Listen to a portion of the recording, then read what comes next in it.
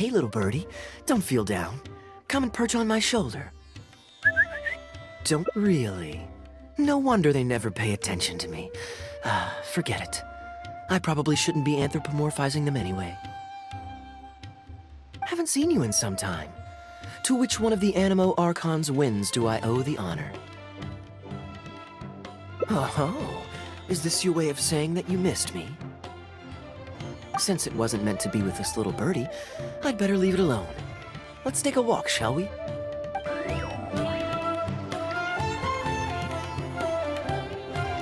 If you're wondering why I'm here, Jean's been worrying about trade safety recently. I discovered this when I unwittingly burst into her office to save the day.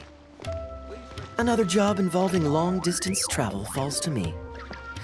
I suppose it's my own fault for having such a strong sense of duty.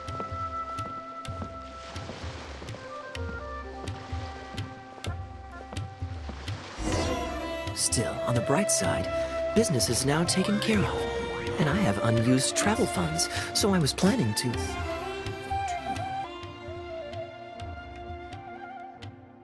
Gundafar, we are in the middle of a war. Your place is at the front lines by my son's side. Pray tell, what provokes your unwarranted return to the palace? A matter of utmost importance, Your Majesty, such that I must personally report it to you. Huh. Outdoor theater. Looks fun.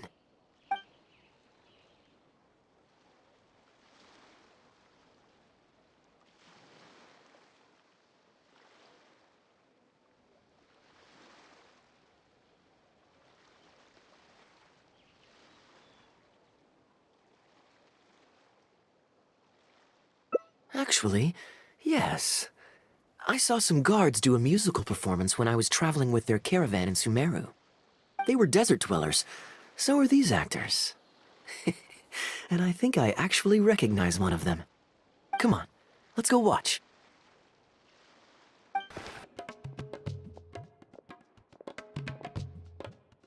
Your Majesty, not only has God bestowed the throne upon you, but your beloved son, Prince Kubad, has led our brave warriors to victory against Frasiav's army.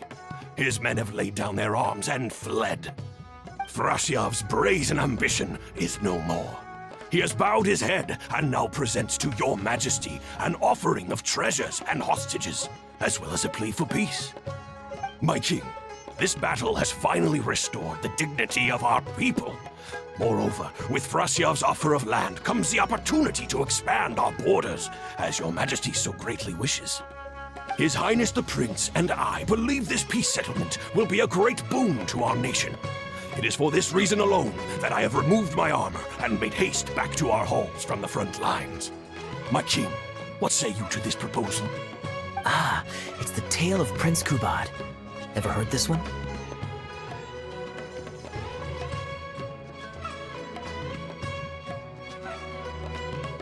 Don't worry, I still remember the general plot.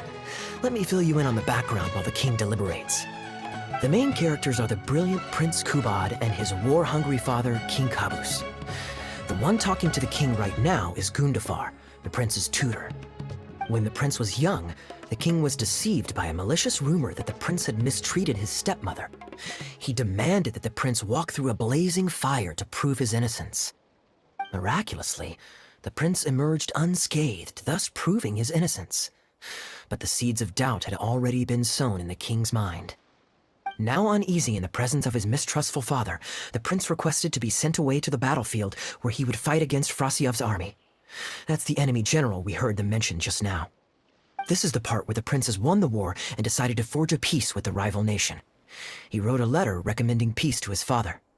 Oh, it looks like the king's made up his mind. Let's keep watching.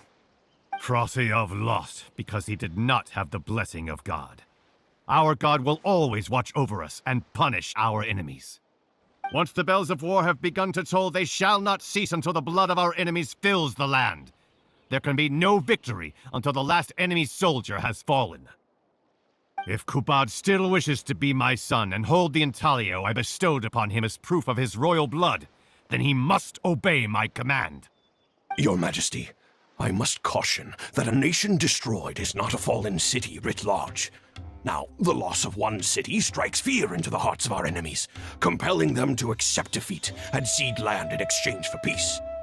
If, however, we insist on bringing a whole nation to its knees, then so long as a single person is left standing, they will see us as their sworn enemy, and one day return to us tenfold the pain that we have inflicted on their nation and family.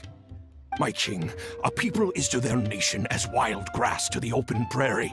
Though we burn down the whole field and spare not one blade of grass, roots continue to grow unseen beneath the surface. Come the spring, it is all but inevitable that fresh green shoots will rise up from the ashes. Cease, Gundafar. Your mind grows dull in your old age, filled with naive delusions. We shall have no more need of you on the battlefield. As for my son Kubad, I will summon him back to the capital, so he may be tried by a court-martial. What are you saying, my noble king? Why must you mistrust your own flesh and blood and sink ever deeper into the blight of hatred? When he was falsely accused, you once doubted his honor and made him walk through a raging fire. Did he not prove himself worthy by emerging unharmed from the flames? Now you would turn me away when I seek only to provide the wisdom of counsel. What is the justification for this? The justification is that my word, not yours, is the law of the land. Cease and be gone, Gundafar, so you may spend the rest of your days with your wife.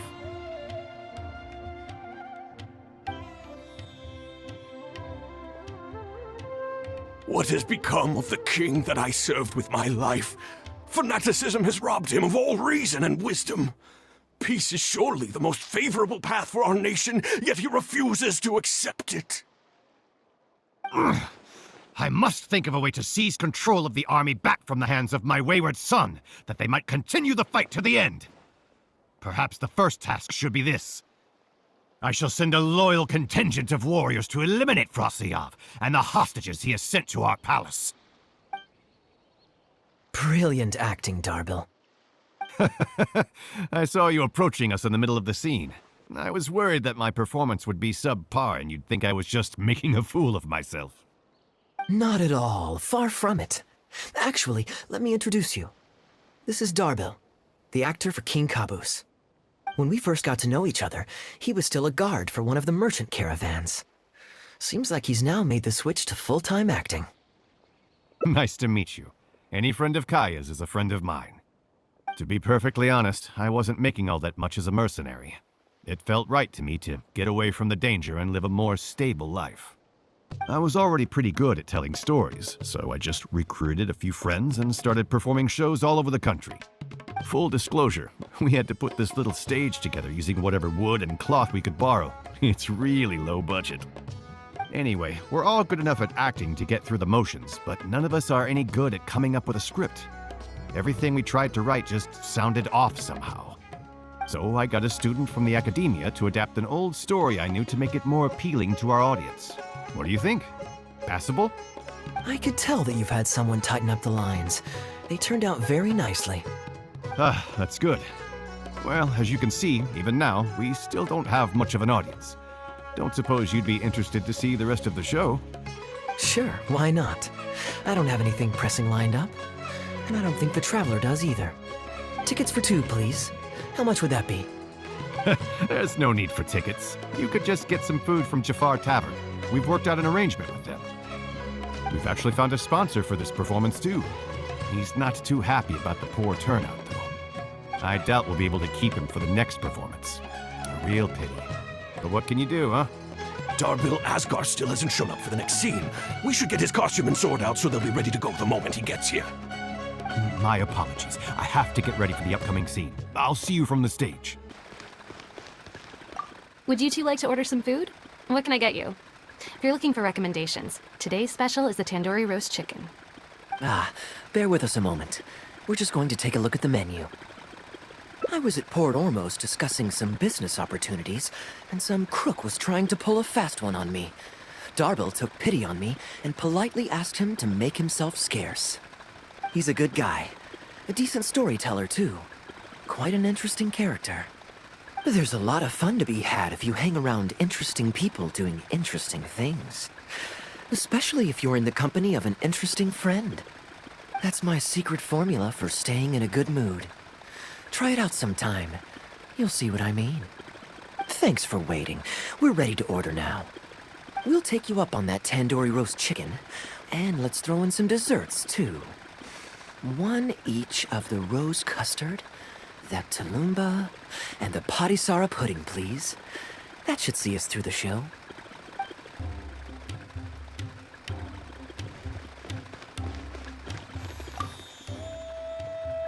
We've got good seats, close to the stage, but also not too crowded. We can watch the show as we eat. If I remember correctly, the next scene should focus on the prince. But I won't spoil it for you. You have to experience it for yourself. You could say that. It's always stayed with me because it's hammered home a cruel but realistic truth. People do not choose where and when to be born, yet the circumstances of their birth define the choices that they will have for the rest of their life. Here you are. The check's on the table, too. Just call me over when you're ready to settle up. No need. I'll pay up front. Here. Keep the change. Thank you, sir. Oh, but this is too generous. Call it a token of my gratitude for the excellent service. The food all smells wonderful, too, so please pass my compliments to the chef. Thank you so much, sir. Let's dig in, traveler. Hey, Kaeya. I'm so sorry, but the actor who plays the prince has run into some difficulties and won't be able to make it. We can't do the rest of the show without him, so I'm really, really sorry, but we'll have to call the show right here. Ooh, that would be fun. I wouldn't say no.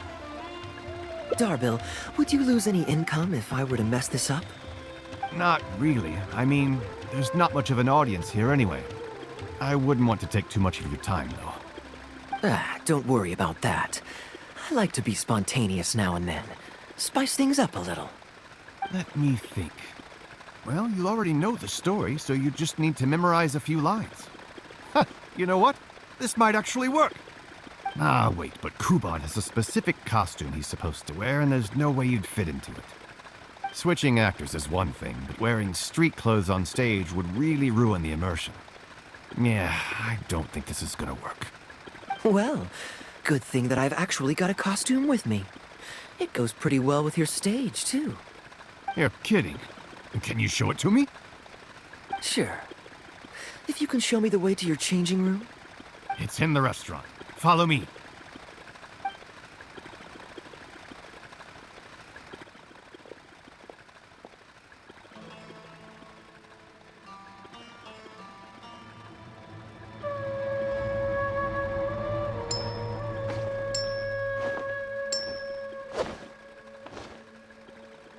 Gotta say, I think I actually look pretty dapper in this. It's a pity I don't have many opportunities to wear it in public.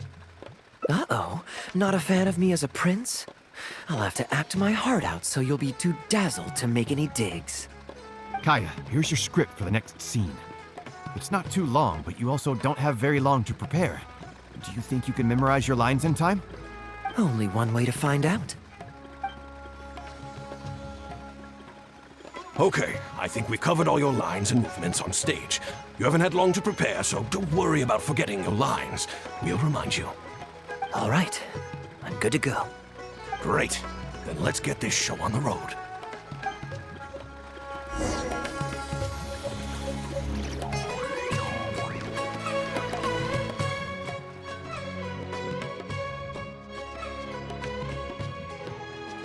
General Kubad, son of Kabus, the fate of this battle is clear. I beg you, please spare my few remaining men. They no longer have the strength to fight back. Frasyav, though you now lead only the husk of a once mighty army, I have no desire to crush your dignity. Even your most savage warriors have no desire to see further bloodshed, and none among your ranks have opposed these peace talks. Nevertheless, I must hear it from you one final time. General Frasyav, do you agree to sign a treaty in good faith and commit from this day forth to peace between our nations? With my army in ruins, I am in no position to do otherwise. But on this, I give you my word. Yes, let us end our hostilities and send our surviving men home to their families. We share the desire to lay down our arms for good and liberate our hearts from the dirge of hatred. Then as God above is our witness, by the authority vested in me by this intaglio of King Caboose, I hereby declare that I will spare your hostages and what remains of your army. May peace be restored to this land, and may these fields of war become a place where crops grow aplenty. My tutor, Gundafar, has already made haste to my father, the king, with the recommendation of a truce. It is my sincere hope that he will see that peace as a path to prosperity and grant me his blessing. Prince Kubad, your name is renowned throughout your land and ours. I will place my hope in your words. One will find on a battlefield no master of ceremonies, nor the paper on which a treaty may be signed. In their absence, let us raise our weapons and swear an oath. I, Kubad, son of Caboose, hereby pledge protection to you and all of your kin. May the oceans be stained red with my blood if I am ever to renounce this oath. Wow, your friend is so dreamy. He's not a real prince by any chance, is he? Hey, Rashana, you don't want to miss this. The good-looking guy who left that huge tip is acting on stage with Darbel's troupe. Darbel's one lucky man. I return, Your Highness. I hope I'm not too late. Have you already promised peace to Frasiav? Nay, I am not so rash as to preempt my father's blessing. I promised only what I could so far, the safety of his kin. My child, I must share with you the gravest news. Caboose has become blinded by fanaticism and hatred, and will stop at nothing to vanquish every last man under Frasiav's lead. How can this be? You mean to say that my father has rejected our proposal for peace? He has indeed. I urged him to reconsider, and for this I was rebuked and dismissed from his service. But far stricter punishment than this awaits you, should you return home with your troops. Please heed my warnings, dear child. I dare not imagine what unspeakable atrocities your father intends to commit. Nay, the truce must stand. I cannot renounce my oath. How can man claim to stand above beast without remaining true to his word? The masses have grown weary of death and conflict in both our nation and theirs. Are we all now to bend to his will and massacre countless more to satisfy a desire that is his alone? When I departed my beloved home to fight in a foreign land, I did so to honor his wishes and for my duty to our people. Alas, is this fate's grand design? Is this fate's grand design? Kaeya, the next line is, "Alas, is this fate's grand design, that I should spend the rest of my days in a foreign land, till I am laid to rest in a grave far from home?" Must it be so? Huh? Wait, that's not part of the script. Kaeya, did you not hear me? My dear audience, I ask you this. Do you believe in fate? If fate decreed that your life was to end in tragedy, what would you do?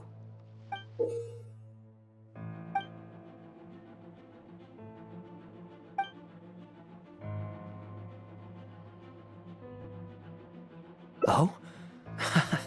Then so must it be. Yes, so must it be. I shall discard this intaglio and rid myself of the shackles of fate. Wait, but that's not... My dear prince, do you intend to betray your father and abandon your heritage? Fate means to send the machinations of war to every corner of the land, to fan the flames of conflict till they engulf the entire world. Fate would see my sword tainted with the blood of innocence, that the bright banner of my homeland might fly in every nation known to mankind. But I shall not bow to the will of fate. I am no pawn in heaven's plan. Bravo! Where did this guy come from? Is he one of the new hires? Shut up! Stop interrupting. I, Kubad, will spend the rest of my days in a foreign land, till I breathe my last in a place far from home. Oh, at least he brought it back in the end. Prince Kubad, my child, there is no need to be rash. Please bring at least your fortune and the retainers who will always be loyal to you. Gundafar, my dear mentor. You have always been like a father to me. It brings me only anguish to bid you farewell.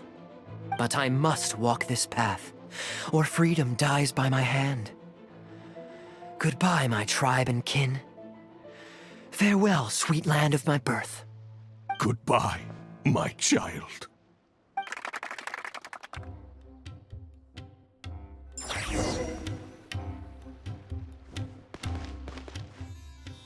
Ooh, it's Prince Kubad.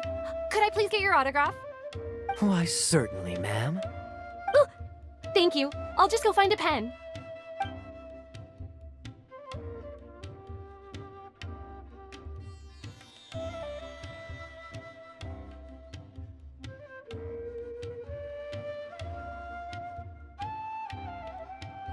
Just an autograph? Well, you can get one of those at any time. Acting is quite fun. If there ever came a day when I left the Knights of Favonius, I think I might go into acting full-time. Darbil, could you introduce me to this young man? My apologies, Master Tus. I somehow missed you in the crowd earlier. I was some distance away. I just came over near the end after I noticed the large crowd gathered around the stage. The performance was outstanding across the board. I knew that the poor turnout over the past few days was just bad luck. It was only ever a matter of time before you hit it big. The improvised section was particularly good. I think you could include some improvisation as a staple in future performances. As for the prop he threw, no need to get it back. It's fairly cheap anyway. Thank you, sir. And a big thanks also to our wonderful prince. Had Kaeya not agreed to fill in, we might have disbanded right on the spot. Kaeya, was it? Well, young man, I must say you've made quite the impression on me. My caravan is always loaded with the finest food and wines. You're welcome to visit at any time. Thank you for the invite, sir, but I'm afraid I've reached the end of my time in Sumeru. I'm sure that my friends and family in Mondstadt must be missing me terribly. Well then, consider it an open invitation. Once you've been bitten by the travel bug, my friend, you'll be getting itchy feet again before too long. My door is always open. If you're ever interested, please ask Darbil to reach out to me. Darbil, we can continue discussions on the sponsorship once you've wrapped up today's show. I'm going back to the inn. Thank you so much, Master Tus. I'll see you shortly. Seriously, Kaeya, thank you for bailing me out again. You're a good guy. May the gods bless you. You know, you should stay for a few more days. I owe you a meal at the very least. Darbil, Asgar is back. He lost track of time playing Genius Invocation TCG. You've got to sort him out. Genius Invocation again? Ah, that does it. That kid's not getting away with it this time. Please excuse me, Kaeya. I will be right back. Sure, there's no rush. Okay, I think they're all gone. Let's slip away now while we can.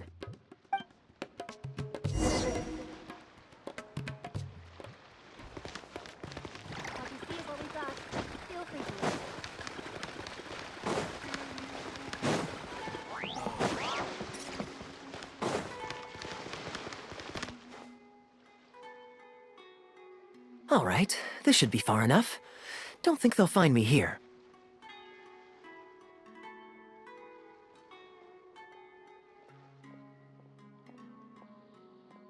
People were starting to expect a lot of things that I didn't sign up for. Besides, the missing actor is back now. Darbil shouldn't be needing me to stand in again. I don't mind socializing, but compared to chatting over food and drink, I much prefer just going wild on the stage. What about you? Did you enjoy the show? Oh? I was expecting a lengthier critique, but you've thrown the question right back at me. Sneaky. All right, I'll rise to your challenge. Let me think. All the world's a stage, and all the people merely players. Does that answer your question? Perhaps there's an inept god out there deciding everyone's fates, much like the academia student drafting Darbil's scripts. Yeah, inept is a good word for it. Honestly, it might even be a little too civil to describe a god who turns fathers against their sons and is bent on endless warmongering, don't you think? Anyway, that's exactly why actors need to wake up and realize they don't have to follow the script. There's nothing to stop them from following their gut and making it up as they go along. Oh, my dear traveler, please don't take me too literally. I don't want you to get the wrong idea. The god is just a figure of speech. The real point I'm making is about the actors. Everyone, you and I included, is both an actor and a member of the audience. If you don't like the script, just walk off the stage and join the audience. You always have a choice. A little too obtuse? Well, don't dwell on it. It's nothing worth losing sleep over. I was just thinking aloud. Relax, be yourself, do your thing. That's all I'm really trying to say. When I did my little bit of audience interaction back there, you had no time to prepare. You had to just say what you thought in the moment. I think those spontaneous thoughts are often the most authentic. And that's why I liked your answer. You're still holding on to the intaglio I threw you from the stage, right? Keep it. Think of it as a souvenir from my improvised performance. It's been the most fascinating day, hasn't it, little birdie?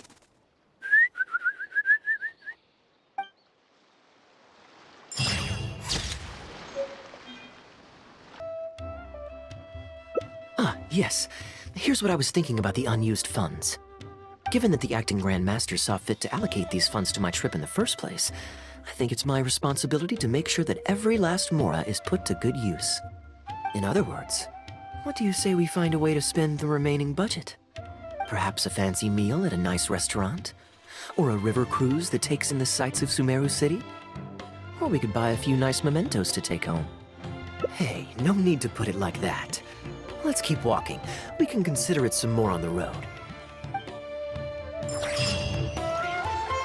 The rules of the Knights of Livonia state that any and all expenditures during a business trip are counted as travel expenses. That's more than enough justification to live a little. Of course, with me being here on my own, it was looking like a wasted opportunity. But now that I've run into you, why don't we make this a joint trip? You're always so busy. It's high time you gave yourself a proper break. Even the sharpest blade loses its edge if it's always in use. Regular maintenance is essential for reliable performance. And anyway, life is short, so we should make the most of the time we have. Right now is the perfect time to relax and enjoy ourselves. And who knows how many other chances we'll get. So come on, what do you say? Great. Music to my ears. I'll cover the travel costs, of course. There's nothing more enjoyable than the company of a good friend. Let's call this a nice little excursion to round off my long business trip. Now, let me think where we should go. I've seen a lot of Sumeru already, so let's go for someplace new. How about Liyue? I'd be heading past there on my way back to Mondstadt anyway, so it's not out of the way. Well, lucky me. I'll hold you to that. Liyue's Ministry of Civil Affairs frequently corresponds with the Knights of Favonius, so the address on their letterhead is one of the few places I'm familiar with. I don't have much luggage, so it won't take me long to pack. Give me a moment, and then we'll head there together.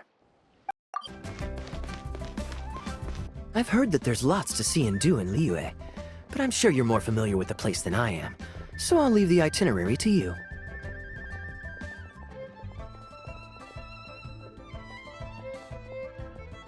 Great.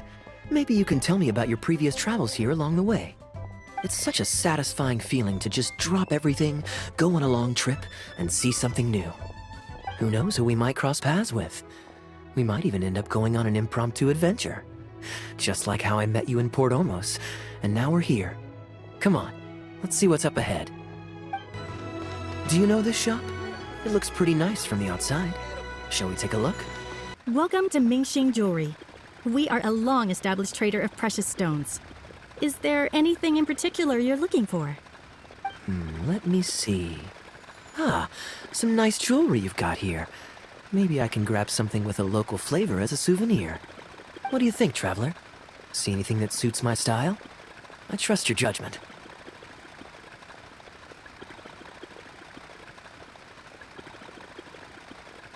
You're interested in souvenirs. If you're struggling to decide, you might want to consider getting some jade. You can't go wrong with a nice jade pendant. They're an elegant addition to your look, whatever your age or gender. If you're looking for a specific design, we can make it to your specifications. It does take some time to fulfill an order, however. High-quality jade is hard to come by, so our waiting list is at least a couple of weeks. Oh, that's a pity. I'm just visiting and I won't be in town for very long. So as much as it pains me to do so, I'm afraid I'll have to leave this beautiful bijou behind. No worries at all, sir. If you're looking for something off the shelf, why not go and see Mr. Shurto at the Jade Mystery? He also deals in jade and precious stones. Exactly. But on that note, let me give you a word of advice. There's no risk in purchasing a piece of jade that's already been cut. But you could lose all of your mora betting on uncut rocks. I won't say any more, as I don't want my fellow vendors to think I'm bad-mouthing them. But I think you catch my drift. It's only human nature to spend a little when you're on a trip, but don't be too hasty to part with your cash. The Ministry of Civil Affairs takes everyone's economic well-being very seriously, and they often send out the Millilith to spread public awareness of well-known scams. As guests here, I'd encourage you to watch out for anyone trying to rip you off. I think that's sound advice wherever you go into that. We appreciate it, boss. Welcome! Looking for uncut stones or pre-cut jade? We've got plenty of both for your viewing pleasure. Uncut stones. Ah, yes, we were just briefed on that. Let's take a look at the I believe I detect a quiet but distinct tone of apprehension in your words. Please rest assured, there's nothing to be quite so wary about with my business. Feel free to peruse at your leisure. I think you'll find that everything I do here is entirely above board and legitimate, and I sell only pure and unadulterated goods. No scam guaranteed. Sure, you can bet on jade and lose if you're unlucky, but that doesn't make it a scam. My terms are clear and transparent, and I only do business with willing customers. What scammer can claim that? Sounds perfectly reasonable. At the end of the day, it doesn't matter how much the vendor is charging. If the customer decides to hand over their money, they're taking the bait of their own free will. Yes, exactly. I'm glad you understand. Although your peculiar phrasing at the end there, you almost make it sound as if I really am scamming people. Anyway, betting on jade is what it is. Feel free to try your luck, but if you can't afford to lose, then it's not for you. We don't need to cause each other any trouble. I'll leave you to browse at your own pace now while I deal with other potential customers. Amber-colored jade would probably make for a good souvenir. Why not? This is a quirky little place. Somehow, I'm inclined to entertain him for a bit. Well, if you're not interested, then I guess we'll pass.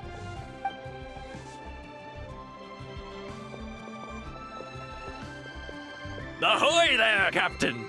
Fancy seeing you back in town. Struck any gold lately? What, a poor sailor like me? You must be joking. I barely managed to make ends meet. What about you, Shurto? Still scamming people with your pile of rocks? Hey! Keep your voice down. Can't you see I've got customers? But more to the point, when have you ever seen a customer get scammed in my store? I mean, what, you want a full list, or... Oh, wait, hold up. Is that... Captain Kaeya! Hey, what brings you to Liyue, huh? Oh, just taking a short trip with my friend. It's been a while. Yes, it's been a good while, hasn't it?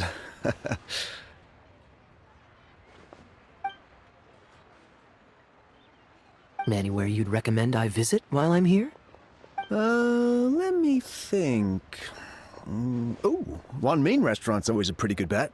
Chef Mao's daughter is a skilled chef, and their prices are very reasonable. My wife can't get enough of their boiled fish. You could give that a try. Oh, and speaking of my wife, she won't let me forget what a great help you've been to us before. So thank you on her behalf. Your wife? Ah, yes. How is she doing these days? Keeping well? Very well, thank you. Very well, yeah. Anyway, I've got something I need to go do down at the South Wharf, so my apologies, Captain Kaeya, but I better get going. All right, see you. Ah, I finally remembered who that was. Captain Wu. He runs a transport business between Mondstadt and Liyue. I see. So you went through that whole conversation with no idea who you were talking to. Well, that explains the generic pleasantries and the general awkwardness. Old Wu's usually quite the chatterbox, so it's very unusual for him to just take off mid-conversation. How exactly do you two know each other anyway? An educated guess. Yes, you could put it like that. It's pretty straightforward, honestly. The captain was making a delivery to Mondstadt when his ship sprang a leak. He overexerted himself fixing it and keeping the cargo dry, and ended up passing out from exhaustion. I took him to Mondstadt to recover. Well, it still seems strange to me. Sure, he's hardly the most charming conversationalist, and he's also mighty stubborn, but all of us know Old Wu is an honest and kind-hearted man. His eldest was once playing on that big rock over there when he took a tumble and injured himself. I helped to patch the kid up, and the next day, Old Wu was here to buy a couple of uncut stones. I'm just surprised he was so quick to excuse himself, that's all. Normally, he's the kind of guy who, if you run into him on the street and he owes you a favor, he'll grab you by the hand and thank you profusely until you ask him to stop. Well, stubborn, I can believe. Someone had drilled a gaping hole in his ship, and the water was coming in fast. How he managed to make it all the way to Mondstadt, not to mention with his cargo intact, I have no idea. Someone drilled a hole in his ship? Oh dear. It must have been one of the less savory captains out there trying to sabotage his business so they can squeeze their way into the market. When competition is stiff, sometimes things get ugly. It's the way of the world, unfortunately. His line of work isn't easy. The poor fellow usually has to set sail before the break of dawn. He's been loitering around a lot these past few weeks, though. I thought maybe he'd come into some Mora. Competition is fierce these days, and there's not a lot of Mora to be made in shipping. So every day he stays idle is another negative in the books. I do wonder what's gotten into him. Anyway, I digress. We merchants protect our goods like our own lives, so who knows? Maybe he had some important cargo to see to. Either way, good sir, don't mind him. I am an upstanding member of the Knights of Favonius, after all. Just look me in the eyes. Don't you find me trustworthy? Since you asked about recommendations earlier, you're here from Mondstadt, yes? Might I suggest a tea house is somewhere to rest your legs? If memory serves, they're just about to retell the tale of Bravebeard the Valiant from the top. Why not pay them a visit? Huh. Sounds interesting enough. Let's check it out. Huh. So this is the Huyu Tea House.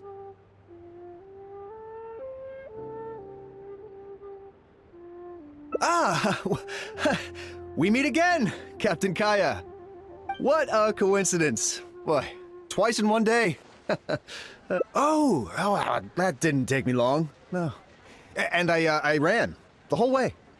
Wu, weren't you just at Wanwen Bookhouse buying a book for your daughter? What's this talk about the wharf? Shh, just leave it be, Aunt Jong. There's no need to embarrass him right in front of everyone else. I take it that you two aren't from around these parts. I'm a caravan guard by trade, and meeting people from all over the world is one of the main perks of the job for me. Why don't you join my table so we can get to know each other? Oh, seems like the tea house is the place to be in Liyue. Feels like I'm back in the angel share. Did you manage to get something for your daughter just now, Captain Wu? Yes, thank you. If it weren't for you, Captain Kaeya, she might not even have made it into this world. I'm so lost, Wu. What's the story here? Your wife's originally from Mondstadt, isn't she? Did you run into Captain Kaeya when you were there on business, or when you were visiting the in-laws? The latter.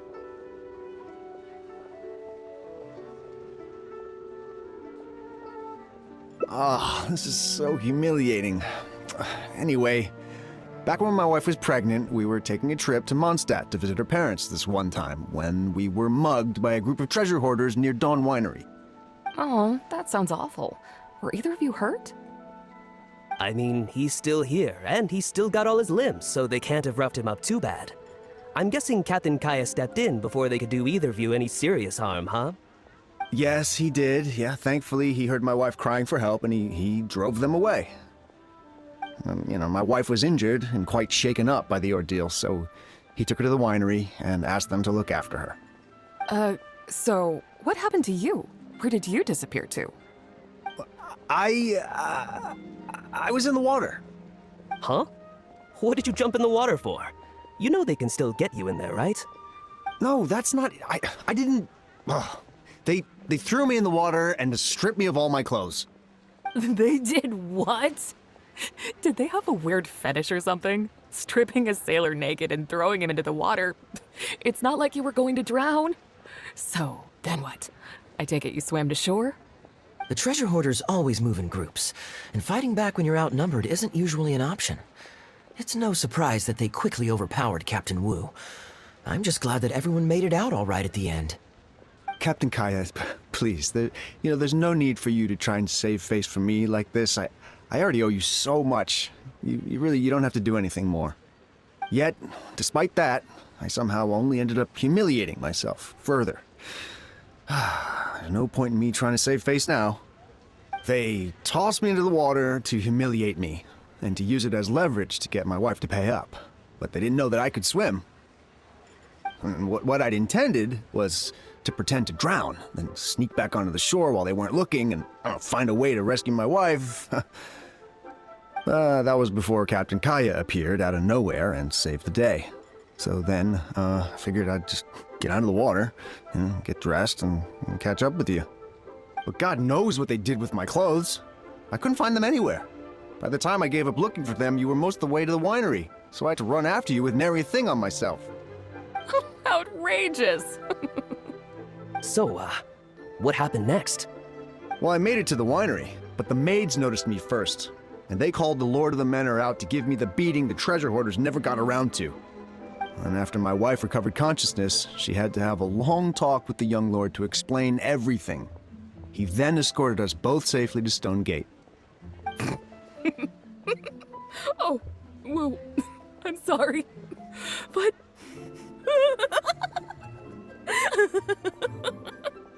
Ugh, good luck living that one down. Yeah, well, trust me, I know. My wife never lets me forget. I'm sorry, Captain. I wasn't intending to share that story. That's fine. It's my own fault for thinking I could sweep it under the carpet and forget about it. I don't know if I can ever repay you for all that you've done. That's why I get so embarrassed every time I run into you. Still, it won't stop me from trying. You and your friend are here to catch the storyteller, right?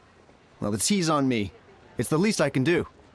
In fact, they do serve some food here, too, but it's not the best. Okay, let me run and get some fruit to share. I'll be right back.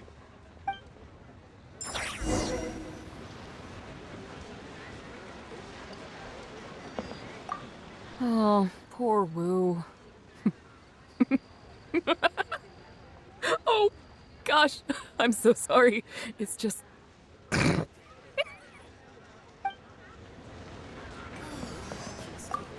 I wonder how much Van Arya caught of that. Old Wu really has no filter, does he?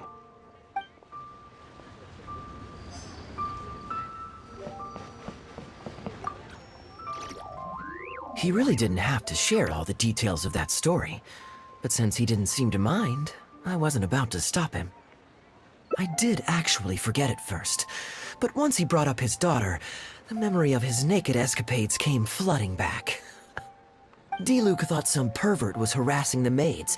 He charged straight out the door, great sword in hand and raring to go. I haven't seen him so angry in a long time. So many people owe me favors nowadays. It's hard to keep track of them all. I really should go check my favors ledger once I'm back and refresh my memory.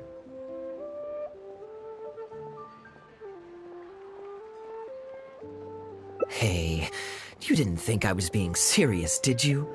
Do I really strike you as the kind of person to keep track of favors in a notebook? I just helped the guy out on a couple of occasions because I happened to be in the right place at the right time. I have no intention of asking him to do anything for me in return. At least, not so far.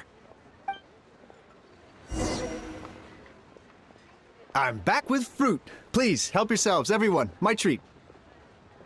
Thank you. Don't mention it. It's just a few fruits, nothing extravagant. Once my new pharmaceutical business takes off and I have more to spare, I'll get you a proper thank you gift and send it to the Knights of Favonius. Pharmaceutical business. So you found a new career? No more shipping? Shipping's impossible work nowadays. There's too much competition and the margins are too small, so yeah, I've decided to switch gears.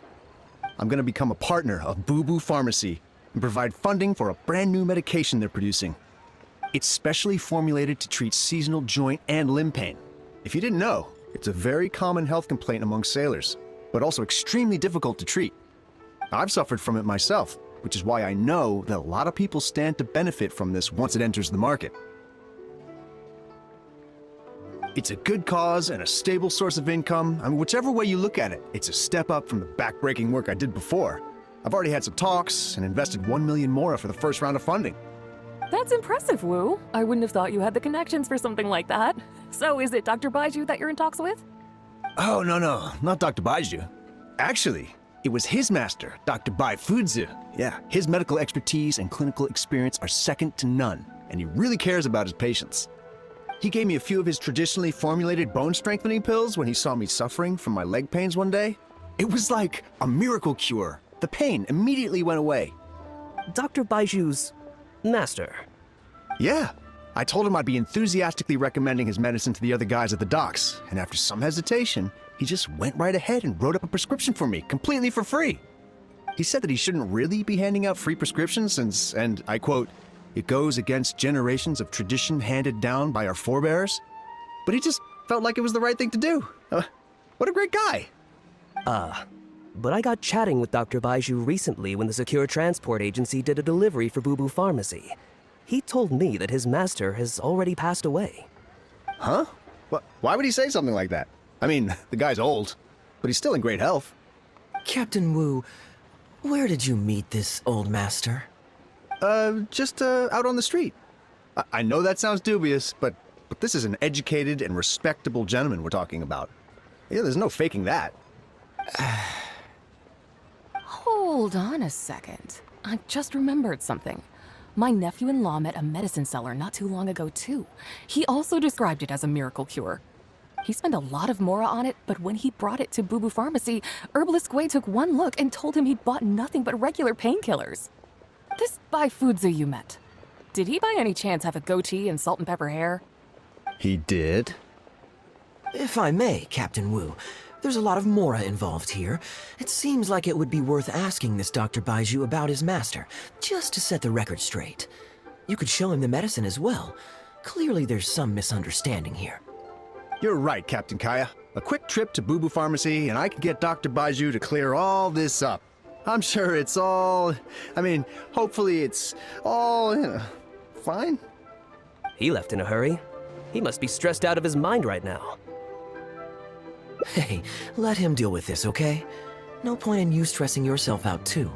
Fraud or not, it's up to Captain Wu to figure out exactly who he's gotten himself involved with.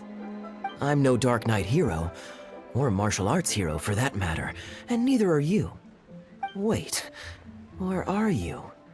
Now that I think about it, I can see you having a secret double life as a martial arts hero here in Liyue. Either way, Liyue has its own rules and regulations. Best to let the Ministry of Civil Affairs deal with this in the proper manner. If a couple of outlanders like us get involved, we might just end up muddying the waters, even with the best of intentions.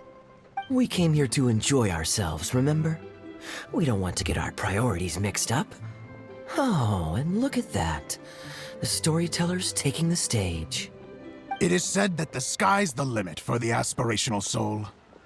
But alas, for the woes of the world are equally limitless. No such stranger to woes was Huang Guang, a man who, having suffered countless injustices at the hands of his fellow men, forsook them to dwell among the mountains and rivers. Yet fate fortuitous found him when he entered the tutelage of an adeptus and learned many mystical arts from them.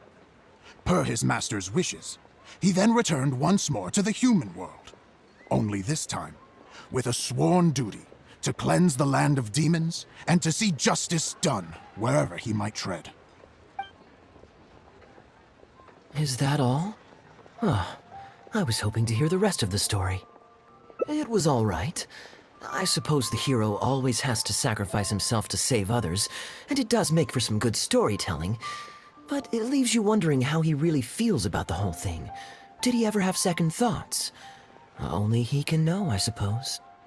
I see the show's over. Yeah, I saw Dr. Baiju. Looks like it was a scam after all. Then what are you waiting for? Don't just stand there. You need to report this to the Ministry of Civil Affairs right away. Hold on. Let's not lose our cool. Get your story straight first, so you can give them a clear and detailed account of events in the order that they occurred. And one more thing. Do you still have a way to contact this guy? Well, I'd arranged to meet him at the Yensheng Tea House once I've withdrawn the next Samamora, so I suppose you'll still be waiting on that. Okay, so you've got another meeting lined up. I've got no one to blame but myself for this. I can't believe I was so gullible. I guess the world just isn't made for naive simpletons like me.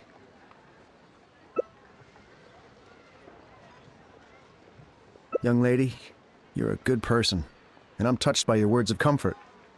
Still, it's up to me to find a way to get my Mora back. The consequences are mine alone to bear. At my age, I'm sure I should be comforting the young with words of wisdom rather than the other way around. What does that say about how I've spent my life? It's obvious, isn't it?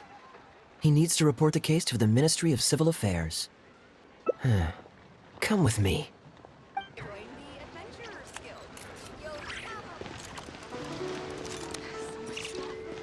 I am quite curious.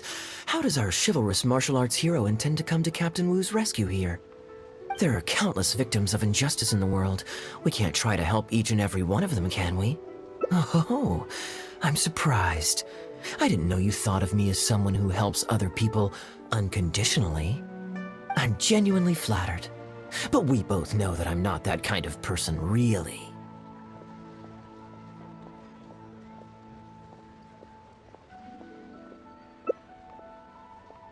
Your logic is very straightforward, and quite endearing in its simplicity. But I like how you think, so I'll indulge your martial arts hero aspirations for now. Captain Wu, how would you feel about owing me one more favor? I'm sorry, Captain Kaeya? Let's say, hypothetically speaking, I found a way to recover your Mora that would leave the man who defrauded you feeling angry and frustrated, but give him no way to get back at you. If it could be done, and the only cost was owing me yet another favor, what would you say? What exactly are you getting at? The traveler here is adamant that you should ask me for another favor. Personally, I blame the storyteller. After the inspiring tale of Bravebeard, she's all gung-ho about playing hero and righting this injustice once and for all. Captain Kaeya, young lady, I thank you. I will humbly accept your kindness. All right. Now here's what I'm thinking. All right, then it's settled. Per our brave hero's plan, let's rendezvous at Yensheng Tea House tomorrow. Ah, you're here. Good. I'll head upstairs first, and you join me in a bit. You've got nothing to worry about. As long as this lucky coin's in my hands, it'll do as it's told. Before I toss the coin, I'll get our guy to bet heads or tails. Then it's your turn to bet. Now remember, if I touch my chin, you bet heads. If I touch my forehead, you go for tails. Hello. Are you waiting for someone? As long as you follow the rules of the tea house, you're welcome here. Please be our guest.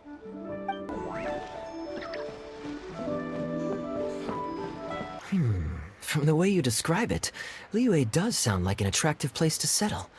Perhaps I might have to make the move here after all. All that awaits me back in Mondstadt is a horde of insufferable sycophants. Truly tedious. The reason I left home in the first place was because I was reluctant to simply live off of my inheritance. I understand. For one as ambitious as yourself, Mr. Rich, living off of the family fortune must feel like the dullest existence in the world. What are you doing? It's common courtesy to introduce yourself. Can't you see we got here first? They're running out of tables, huh? Looks like this location's getting too small for them. Very well, I'll make an exception for you this one time. Let's hope the tea, at least, won't disappoint me. So, my friend, what's your name?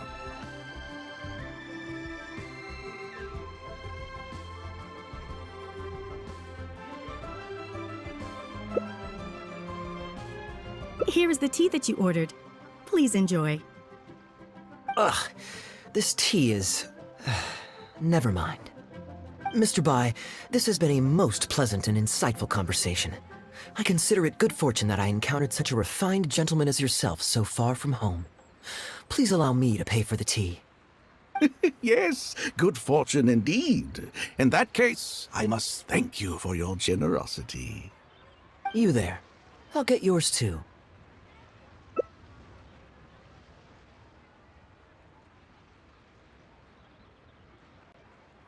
Oh, you can't tell? My family's lived in Mondstadt for generations. I got bored sitting around at home and decided to set off on a journey to expand my horizons. The sights of Liyue Harbor are rather spectacular. I've half a mind to buy a waterfront property here so I can come vacationing every year. That would be quite nice. If the family would spare me a little loose change, I could even invest in an antique shop or two so I have something to do during the day. Flaunting? Come on, we're talking 20, 30 million tops, surely. Isn't that just pocket change?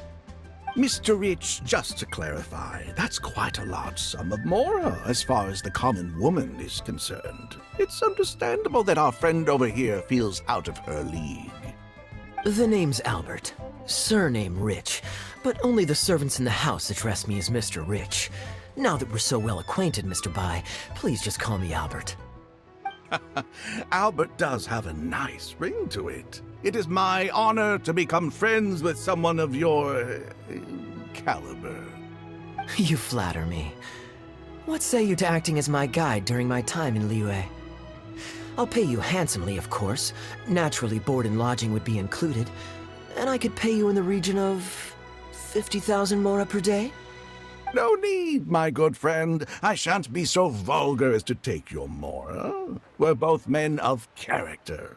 The pleasure of your ongoing acquaintance shall be ample reward in itself. To join a noble gentleman on his travels is a rare opportunity. Please, let me draft up an exact itinerary. I'll make sure to give you the experience of a lifetime. You there. You're welcome to join us if you want. Which clan did you say you were with? The Hoo-Ha clan or something?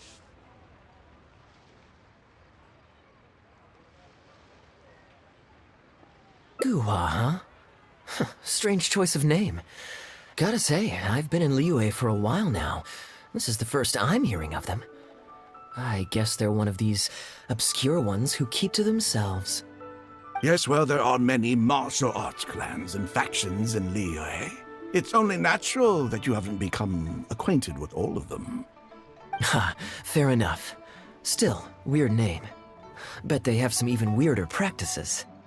Seriously though, what kind of skills do you guys train anyway? It's all for show, right? I saw some people performing a few tricks down at the wharf. Is it that kind of thing?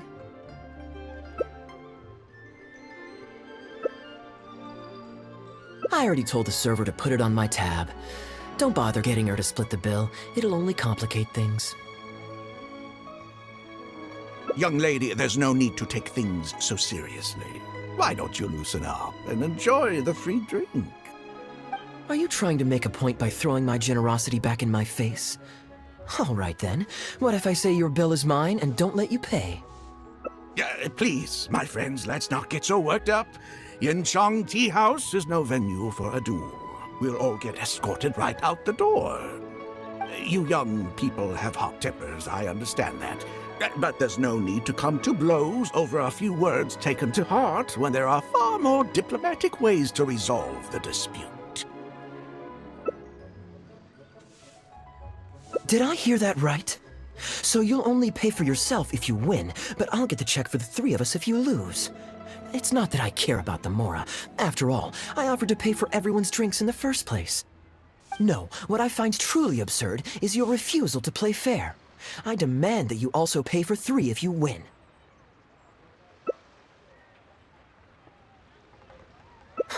Fine.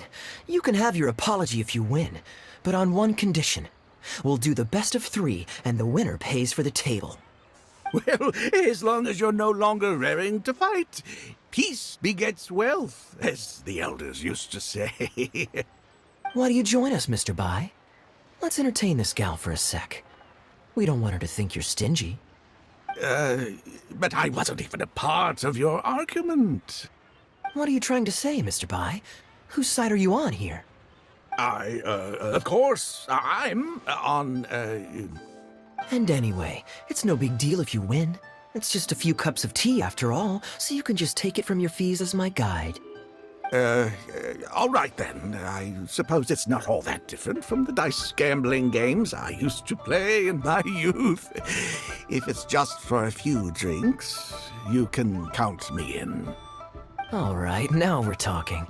Okay, now that we've agreed on the rules, how should we do this coin toss? After all, a Mora coin looks the same on both sides. Well, that should be simple enough. Here, I'll take this coin and ask the counter to draw a line on one side. You two can wait for me. Young lady, I can see that you haven't spent many years in the real world. You take everything far too personally. I, too, only met this Mondstadt millionaire by complete chance today, but we're getting along just fine. I actually came here to meet with a business partner to count the cash from 2 recent investments, when this gentleman struck up a conversation with me. In the real world, you've got to keep up appearances. There's no need to offend the rich. After all, if you keep them happy, you can probably make some more off of them, too. You young people are much too impulsive. It pays to keep a level head. Just so we're clear, let's say the marked side is heads and the unmarked side is tails. Everyone has to pick a side before the coin toss. Oh, and no takebacks. We should also take turns tossing the coin. Sounds fair to me. Why don't you do the first toss, Albert? All right, then, I'll start us off. Here we... Oh, wait, I nearly forgot to collect everyone's bets. Mr. Bai, heads or tails? I suppose the choice is arbitrary since it's a 50-50 chance. I'll go with tails. Let me think. I'll also go with tails. What about you, heads or tails?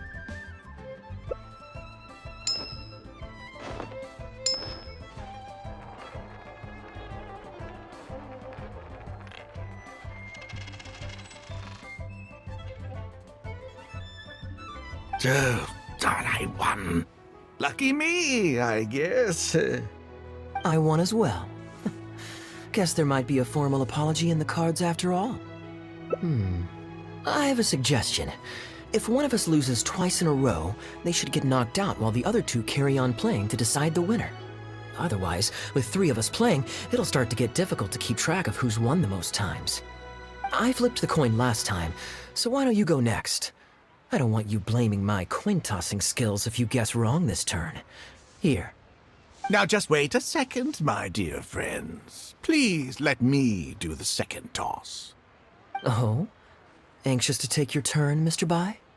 You are both young, and I've already seen your short tempers for myself. If Albert loses this round, and this young... Well, that's not my only consideration, either. You two may be too young to know this, but I've been around the block a few times. What's to say this isn't a trick coin, In dice games, people use all sorts of methods to rig the game. Some even fit the dice with mechanisms that give them whichever result they want. If Albert wins the next round, and you, young lady, lose for the 2nd time in a row, then the 3rd round will just be a tiebreaker between him and me, and you won't get your apology to the Guhua clan. If that happens, only for you to then find out that the coin was rigged all along, you're sure to accuse me of working with Albert to scam you while mocking the Guhua clan. I can only imagine the kind of vengeful warpath that would put you on. A purely hypothetical scenario, of course, but one that I'm bringing up now to avoid any misunderstanding further down the road. Go on, give me the coin. I'll show you how to cheat. Very diligent of you indeed, Mr. Bai. Looks like I chose the right person to be my guide. Here, take it. A rigged coin will always be a little heavier than a normal coin, you see. This one seems perfectly normal to me, however. What's your bet this time, Mr. Bai? I'll stick with tails. Tails, huh? Well, you seem to have a feel for this, so I guess I'll match your bet again this round. Tails it is. And you?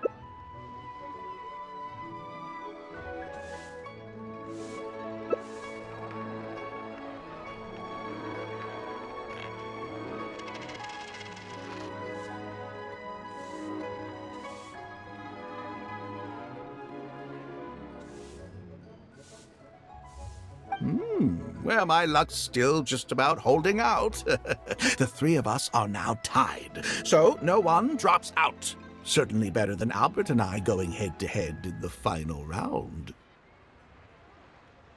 Mm-hmm. Well, here you go. What'll it be, Mr. Bai? It's a tough decision this time. That's what makes it fun, isn't it? Anyway, there's no need to stress. What's the cost of a few cups of tea compared to 50,000 I'll be paying you every day? You make a good point. All right, I'll take heads. Okay, and now it's my turn to guess. Not that the outcome matters either way to me. I won't even notice the more is gone. Whatever, I'll take tails.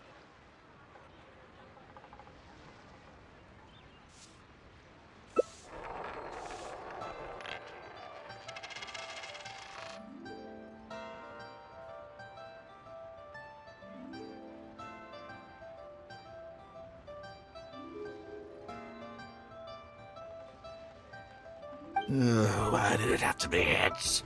This whole thing started because you two got into a spat, and now I'm the one that has to foot the bill. What say you to another round? Sure, why not? I'm having fun. I can go for as many rounds as you want. What a miserly person. Do as you please. The two of us can play. But Albert, all the fun of gambling is in the stakes involved. What say you to throwing a little loose change into the pot? Oh, come on now. No need to walk on eggshells here. Let's keep it simple, shall we? If you guess right, I pick up the tab. But if you guess wrong, I'm afraid it's still on you. Sure. That's exactly what I was thinking. Well, here's the coin. You can toss first. I'll take heads. I'll choose... Wouldn't it defeat the whole purpose of betting if you guessed the same as me? This is a two-person game now. Surely one of us has to guess heads and the other tails. All right. It all comes down to luck, after all. I'll take tails.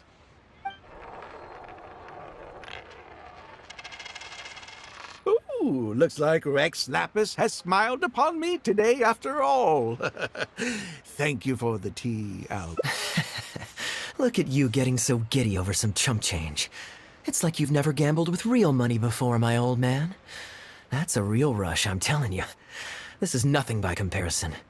In fact, I'm starting to get a little bored. Well, in that case, would you care for another game? Sure. And let's up the stakes a little this time. Shall we say 50,000? Oh, maybe that's a little on the high side. What, 50,000? But that's just a single day's guide pay for you. All right. I'll bet tails. Great, then I'll bet heads. No takebacks. Heads. Tails. Oh, how unfortunate. I shouldn't have gotten greedy. After all, in the long run, gambling is always a losing game. 50,000 more. My goodness.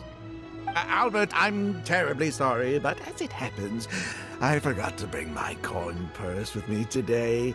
Could you perhaps take this 50,000 out of my guide fees? Call it an advance payment.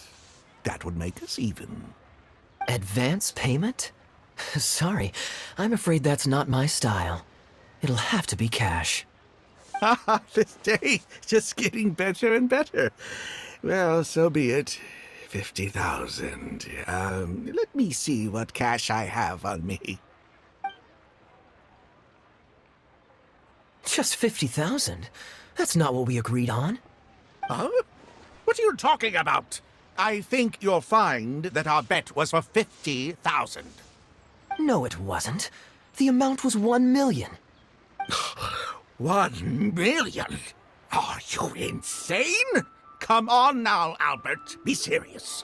1 million here and 1 million there might be all fun and games to you rich types, but to ordinary folk like myself, this is no laughing matter.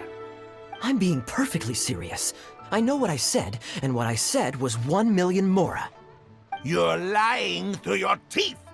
Hey, young lady, you tell him. Did you hear him say 1 million at any point during our bet? Huh? What the? I'm not deaf, you know. I swear I heard 50,000. Wait. Oh, I see. You two are in this together. I've never met either of you before today, and out of nowhere you suddenly roped me into betting over a coin toss, and now you're accusing me of owing you 1 million mora. Huh? Do you have any idea who you're trying to cheat? I know all the tricks in the book.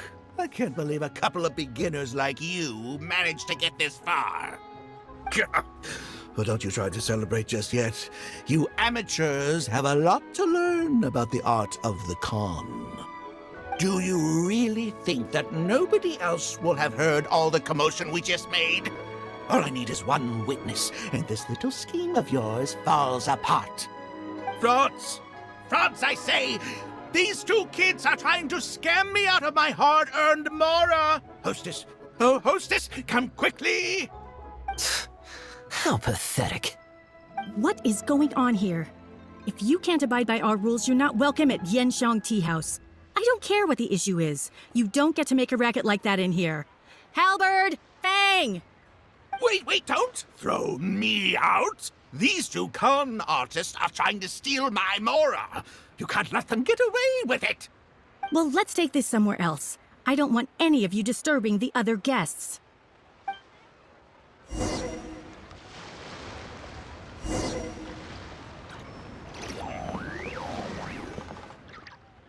Okay, you two. Care to explain yourselves? Gladly. He's making up completely spurious claims. We were betting mora over a few coin tosses, and now he wants to back out. In the land of contracts, of all places. He won 250,000 from me, then another 800,000 from the both of us. Now he's refusing to pay up the measly 50,000 that he lost in the final round. Okay, so after settling up, a total of 1 million mora should have changed hands. Sounds plausible enough. It's a complete pack of lies! Hostess, if you don't believe me, ask anyone else in the tea house. These kids were so loud, I guarantee you everybody in that room knows the true story. Sorry to interrupt you all, but you're witnesses to the situation here. Is what Mr. Bai says true? Oh, thank goodness you're finally here. What took you so long? That old guy's been bragging about the mora he's won so loudly, I'm surprised the whole street didn't hear him. I was about to report him to the Ministry of Civil Affairs. Leave me out of this. I want nothing to do with gamblers and scammers. Please, just bring me my check. Our new owner laid down the law not too long ago. We turn a blind eye towards casual games of dice, but there is zero tolerance for any explicit gambling with real mora. Return any winnings to the party you took them from, and we'll say that none of this ever happened. Otherwise, I'll have to bring in the Millilith. And I can assure you that they take a more hard line on this kind of thing than we do. Why should I have to give them any mora? I don't have any mora on me. Oh, but I think you do. 2 investments, was it? One of them to the tune of exactly 1 million, as it happens. Oh, and don't forget you still need to pay the tab. You... Wait. How did you... Halberd! Fang! There's a gentleman here that I'd really like you to meet. Please don't. I'll pay, all right? This was never your mora to begin with. We'll be returning it to its rightful owner now. What did you think, Captain Wu? Could you hear clearly from your corner on the 2nd floor? Yes, everything! I can't thank you two enough. Wu, this was your doing, wasn't it?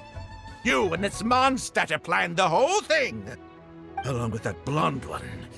And all the customers on that floor were in on it too, weren't they?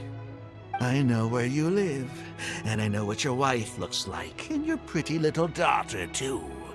You crossed the wrong man today! Who'd be scared of a crook like you? I'll take you on any day of the week. Well, let's see how long that false bravado of yours will last. Oh, look at that. He figured it out. Guess he's not as dumb as we thought. Don't you two get cocky either. Just you wait. I will hunt you down. My apologies for having to leave this question until you'd vacated the premises, but I couldn't have things escalate inside the tea house. I hope you can understand our position. I noticed that all the guests on the second floor were present before you took your seats, then left almost immediately after you did. Would I be correct in saying you were looking to set this man up? Wait, so you saw through it right away? Under normal circumstances, we would never tolerate a scheme like this taking place on our grounds, as it risks damaging our owner's reputation. However, I understand that our owner holds the traveler in high regard and must have good reasons for their actions. Still, I would appreciate an explanation, if only so that I can answer to the owner. Ah, as I thought.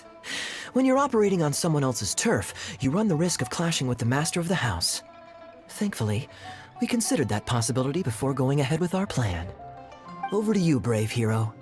You're the one with the connections in Liyue. It's your time to shine. Okay, I understand the situation now. It goes without saying that I have no wish to stand in the way of your chivalrous deeds. I'll report— Well, Captain Wu, remember what I promised you? What do you think? Angry and frustrated enough for you? Excuse me, coming through. Is this the Mr. Bai you reported to us? Yes, that's him all right. The one who scammed Captain Wu. Wait! Where's your evidence, And Wu, you've already recovered your Mora. I don't deserve to be punished twice for the same crime. You can't talk your way out of this one. You're already suspected of defrauding multiple victims out of smaller amounts, and the combined total meets the threshold for a conviction. If it turns out you're guilty in this case too, it'll only add to your sentence. Does the plaintiff have any witnesses? If so, we'd really appreciate if they could come with us and provide a testimony. You got tangled up in this too, huh? In that case, please come with me. Your witness statements will play a crucial role in helping to move this case forward. Don't worry, we won't take up too much of your time. And you, sir, can stop twiddling your thumbs. You're coming with us, too. Hey, keep your hands off me. I'll cooperate. Stop manhandling me.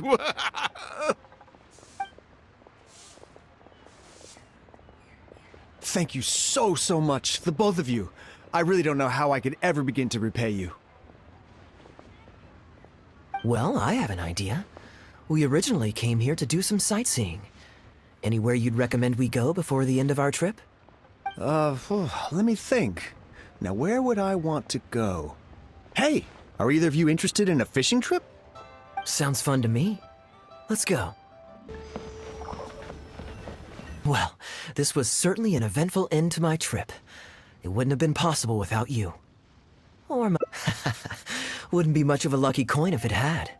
Besides, I already taught you how to become attuned to it. You still need some practice to master the technique, but luckily it decided to play nice and spare us any more complications.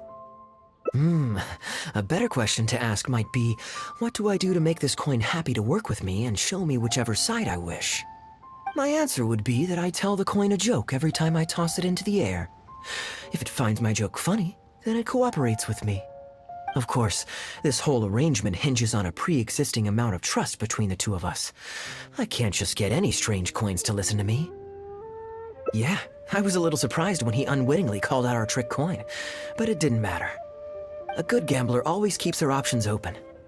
You have to have a contingency plan for when the odds are against you. So when I went to the counter, I marked a regular coin as well as my trick one. That safely avoided any risk of him finding out about the trick coin. But it also meant that we wouldn't be able to control the result of that round. But hey, what does it matter?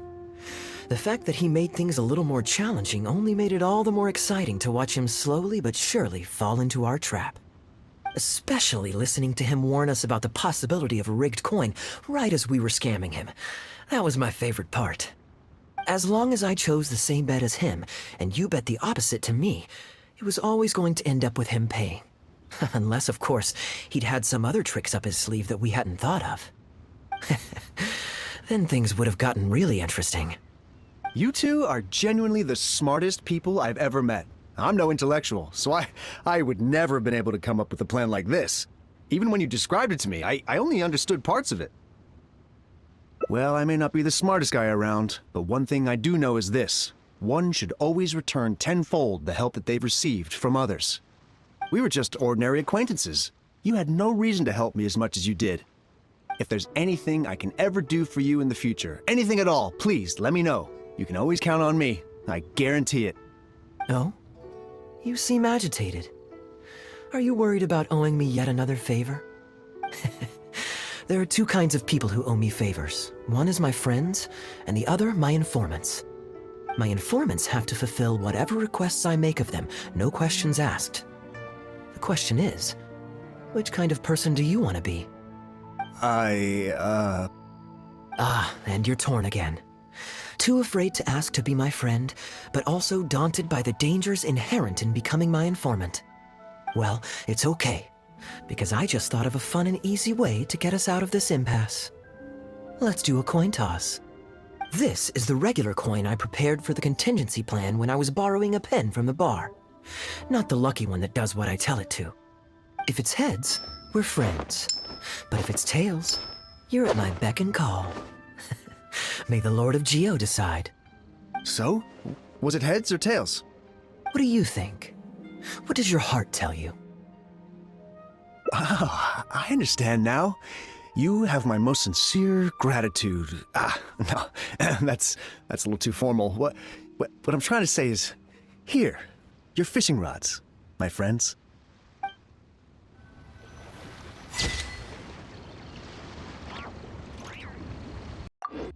And anyway, life is short, so we should make the most of the time we have.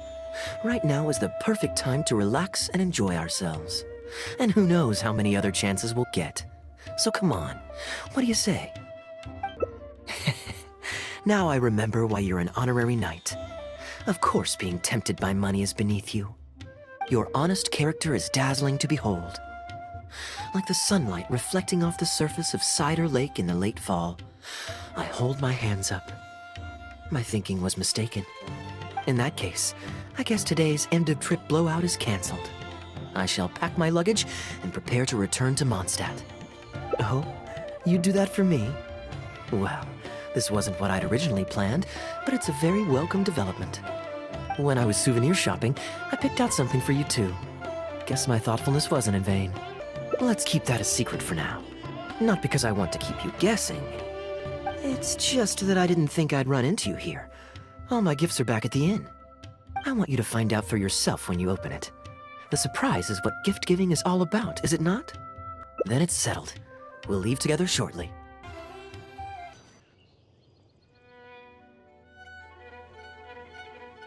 Look, Mondstadt's windmills. Ah, such a comforting sight. Now, as promised, your souvenir. Here you go. According to the merchant I bought it from, mysterious spirits called Jinn often live in lamps like this. And this lamp in particular once housed a very powerful genie. Merchants love to exaggerate to help make a sale, but it's still quite the pretty little lamp. I know you like rare things, so perhaps you can add this to your collection. Of course, you can also use it as an ordinary pot. Personally, I think it'd make an excellent wine vessel. You're welcome. I'm glad you like it. I'm ready to head into the city now. You're free to join me, or you can make your own schedule. I could give everyone their souvenirs first, but I'm not sure whether I'm in the mood for running around and visiting people right after the long journey. Maybe I'll take a breather first. But I know I'll only get bored sitting in my room alone. Ugh. Do you have any suggestions?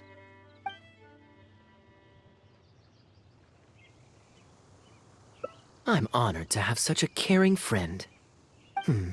Let's go to the plaza in front of the cathedral. We can listen to the bards playing or feed the pigeons. After so long in Sumeru, I've begun to miss that slow-paced and relaxed atmosphere. There's no rush. We can take our time and stroll on over. Port Ormos is always lively, even late into the night. People there go to bed much later than I imagined. Quite a stark contrast with Mondstadt. People pray and play music in the cathedral plaza during the day, but come nighttime, the streets are deserted except for the knights on patrol.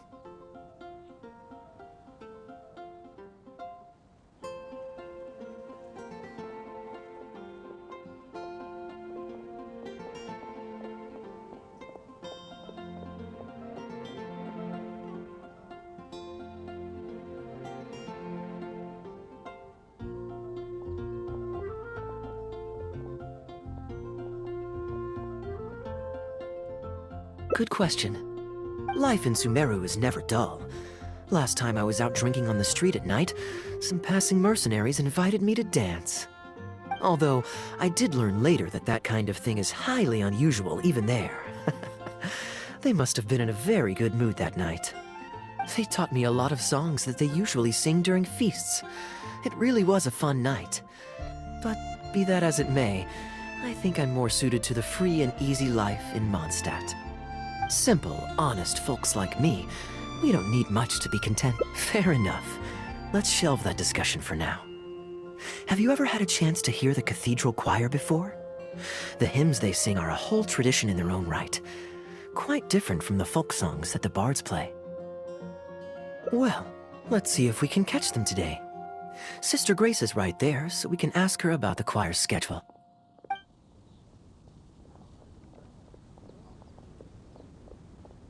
Excuse me, Sister Grace. Does the church choir have any performances coming up soon? Oh, I'm so sorry. The hymn concert we previously announced has unfortunately been pushed back. Oh? What's the story there? As you probably know, Captain Kaeya, we've been trying to organize an amateur choir in addition to the regular church choir. Ah, yes. I heard about that. I believe the plan was ultimately to have different choirs who can take turns to perform hymn concerts. Yes, exactly. Well, it turns out there are plenty of believers who are good singers and interested in joining a choir, so in theory, it should have been a simple case of getting everyone in the same room, then practice, practice, practice.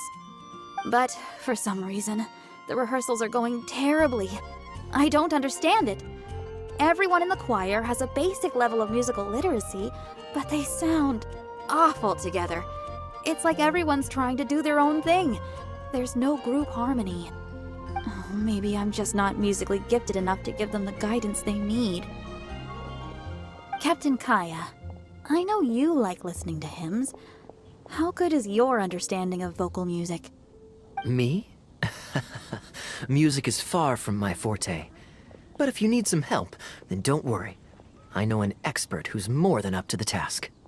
Thank you so much, Captain Kaeya. Having some expert guidance will definitely be a great help. I'm sure you've figured out who this expert is already. He has the best singing voice of any poet in Mondstadt, and understands poetry better than any other singer. Plus, he's exceptionally easy to find.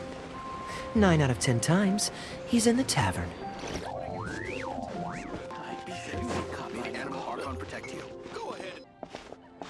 Good day.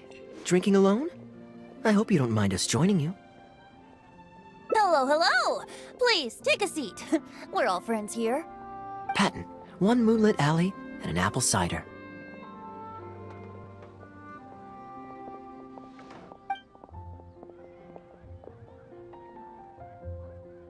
Ooh, excellent choices. Come on, let's have a toast and drain our glasses together. Here's to the time spent drinking with friends, which is more unforgettable than the drinks are delectable. Ever the poet, Professor Venti. A beautiful toast from the bard with the most. Any new songs of yours we could listen to? There's a real dearth of quality entertainment at the moment, since the cathedral's choir performance has been delayed again. Speaking of which, I trust you've heard Sister Grace's choir perform before? Of course! Though the format is a little on the formal side, they do sing quite beautifully. Very pleasant to listen to.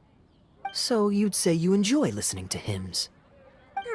Let me think. Well, however it's expressed, as long as you can hear the singer's passion and joy in their voice, I consider it a phenomenal performance. Passion and joy, huh? An intriguing perspective. By this logic, I suppose Lord Barbados would also enjoy the choir's performances. Oh? And why is that? Think about it. It's only because of his patient guidance and protection that the people of Mondstadt can now sing such beautiful hymns in the cathedral. It must be quite satisfying for him to hear a joyful people lift up their voices in song. Yes, well, that's a beautiful image filled with hope. But actually, maybe Barbados himself doesn't give it so much thought. In principle, the hymns of the cathedral are dedicated to a god. But in reality, the audience are all ordinary people with very worldly concerns. So what really matters is that the people enjoy what they're listening to. If Sister Grace was able to see things that way, perhaps she wouldn't feel so distressed. Huh? Distressed? About what? Ugh, she might be asking a bit too much. To be honest, if they have a natural talent for music, they should just be allowed to sing whatever they want. It'll all sound good. I'm pretty sure the first people to sing songs to the Anemo Archon weren't all singing the same tune. Besides, he is the god of freedom. Surely he'd prefer to hear Mondstadters sing their hearts out however comes naturally to them. Well, to each their own, I say. But Sister Grace seems quite bothered by the whole thing. If only a kind soul with a deep understanding of poetry and music could help her. Patton? More drinks? Uh-oh. I only brought enough money for one bottle today. I'll have to pass. Another bottle of apple cider for Venti, please, Patton. My treat. Wow! Thanks, Kaeya. You are one of the finest students ever to emerge from my fast-track love poetry class. I always did admire your enthusiasm and kindness. With the aid of this bottle, a humble bard's woes are whisked away on the wind. And so it falls to this humble bard to pass the blessing on to another. Then this is probably the single most worthwhile alcohol purchase I've ever made. With your help, Sister Grace's problems are as good as solved. Sister Grace is a devout follower of the Anemo Archon. Perhaps it's her depth of devotion that causes her to worry too much about the smallest things. Don't worry. Just wait a moment. I'll go find her. Right after I finish this cider. The next time you visit her, our sweet sister shall be sad no more.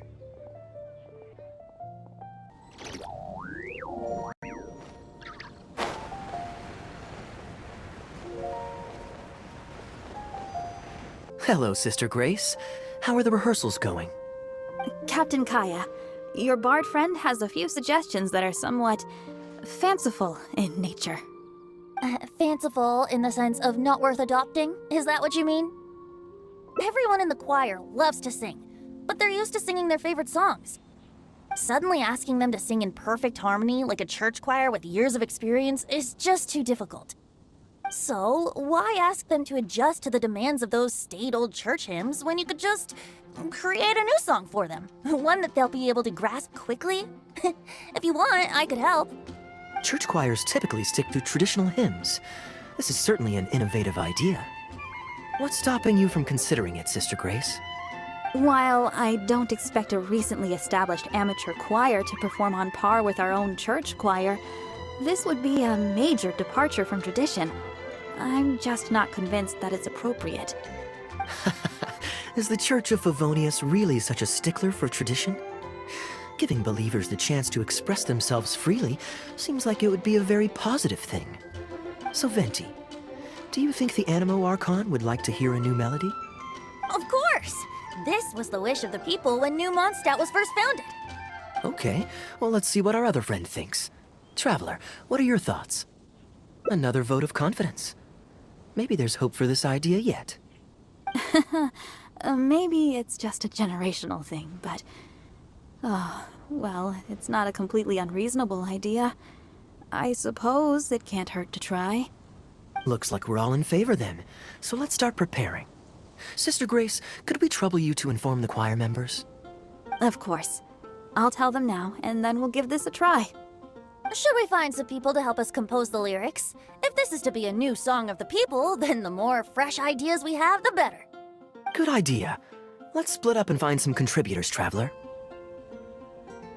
Let me think. Since we're composing a song, we should try and recruit at least one person who understands music. Aha, I know. Sister Grace, how would you feel about us asking Sister Barbara to provide her input? Given that the idea is to write a song dedicated to Lord Barbados, I'm sure Sister Barbara would be very willing. Perfect. Traveler, why don't you head into the cathedral and invite Sister Barbara to join us? I'll look for another friend who's interested in helping us. Let the wind lead. Traveler, it's been a long time since I last saw you in the cathedral. Please, don't be shy. Go right ahead. Oh, I see. What an interesting idea. The hymns we know today have been passed down to us through the ages. Very few people would ever think to create a new one. But as long as we put our hearts into it and write with reverence and devotion, perhaps our new song can become part of the tradition that is passed on and bring joy to future generations.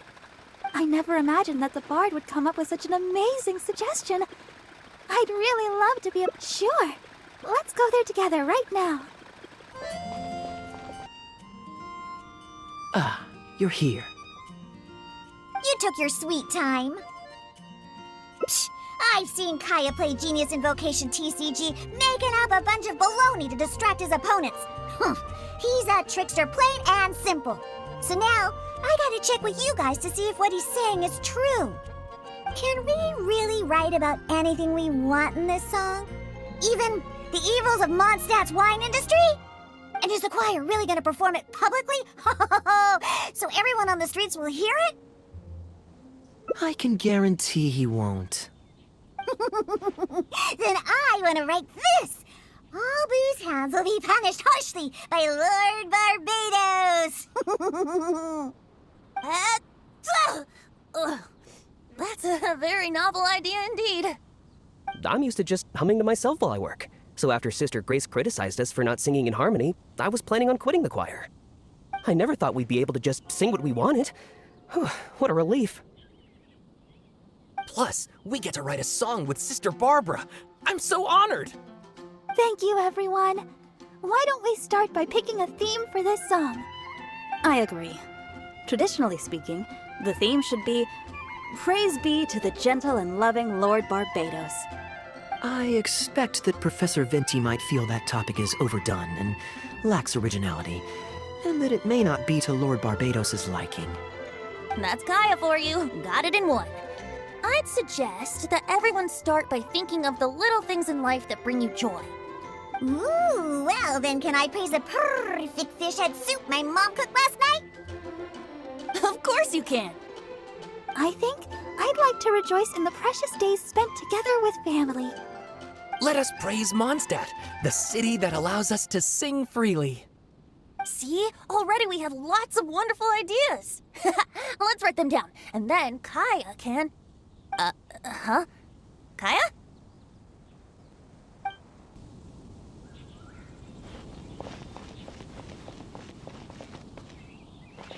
What are you doing here? Didn't want to participate in the discussions? I just wanted to take you to hear a performance. But that obviously didn't happen, thanks to the problems with the choir rehearsals. The rehearsals are now back on track, so I've done my part. If I stay here any longer, I'll probably get roped into singing with them. I'd rather it didn't come to that.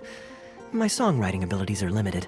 If doing nothing but loitering on the plaza enjoying the scenery all day is the only way to relax, then I suppose I didn't get to relax. But that would get boring after a while. To me, it's more fun to wander around, see what's happening, and insert myself into interesting situations. Besides, can you be so sure I didn't have something to gain from helping Sister Grace with her choir rehearsal dilemma these past few days? Oh, I spy 2 naughty students skipping class, and they just so happen to be the very 2 who asked me to help Sister Grace in the first place. We're ready to review and discuss everyone's lyric contributions now. Hey, why is it that you look like you're trying to run away? I still recall the teachings of Professor Venti. The Animo Archon cares not about how moving the people's songs of praise are, but rather whether or not the song comes from the heart. With so many true believers gathered together earnestly writing a song for him, I'm sure the Animo Archon is watching on and feels very satisfied. That's what a song of worship is all about.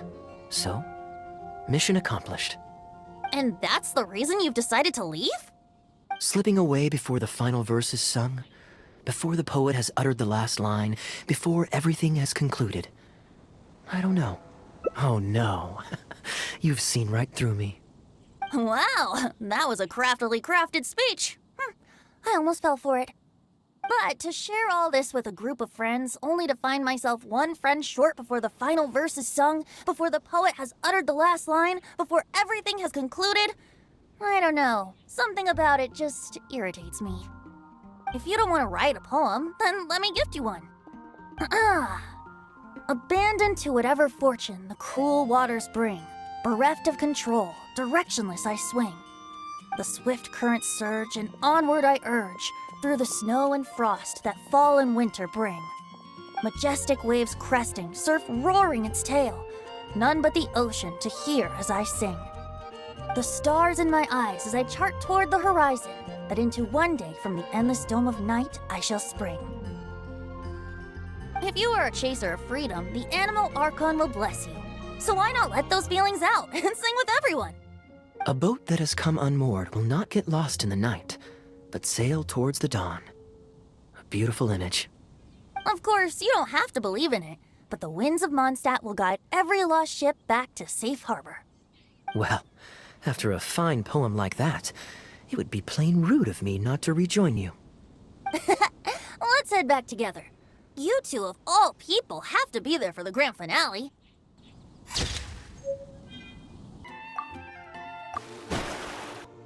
I could give everyone their souvenirs first, but I'm not sure whether I'm in the mood for running around and visiting people right after the long journey. Maybe I'll take a breather first. But I know I'll only get bored sitting in my room alone. Do you have any suggestions? Yes, I suppose. Okay, souvenir run it is.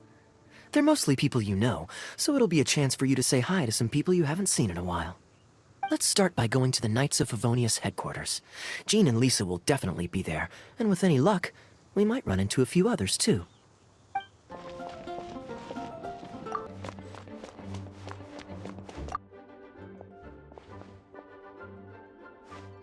Hey, you two busy?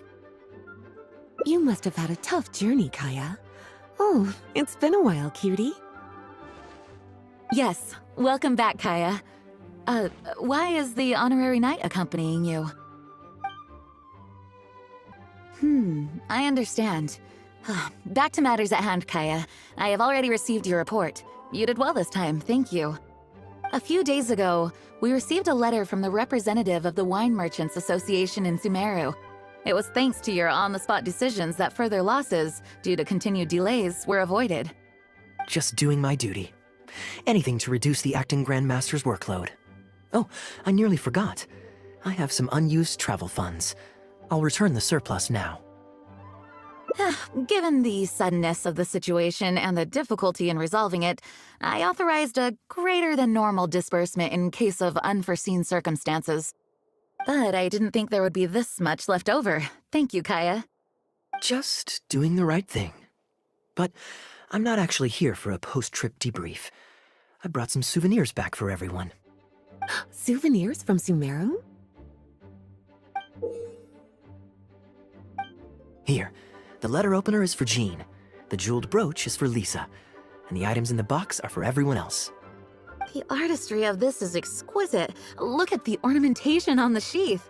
This must be one of those crafts unique to Sumeru. It's my first time seeing one in person. Thank you, Kaeya. I love the color of the gem in this brooch, and the setting is so elegant. You have excellent taste, Kaeya. This can't have come cheap. It wasn't too bad. I didn't spend too much. Might I intrude a moment? Albedo, is that you? Come in. I finished the latest quarterly expenses report for the workshop. It's ready for your review. Traveler, greetings.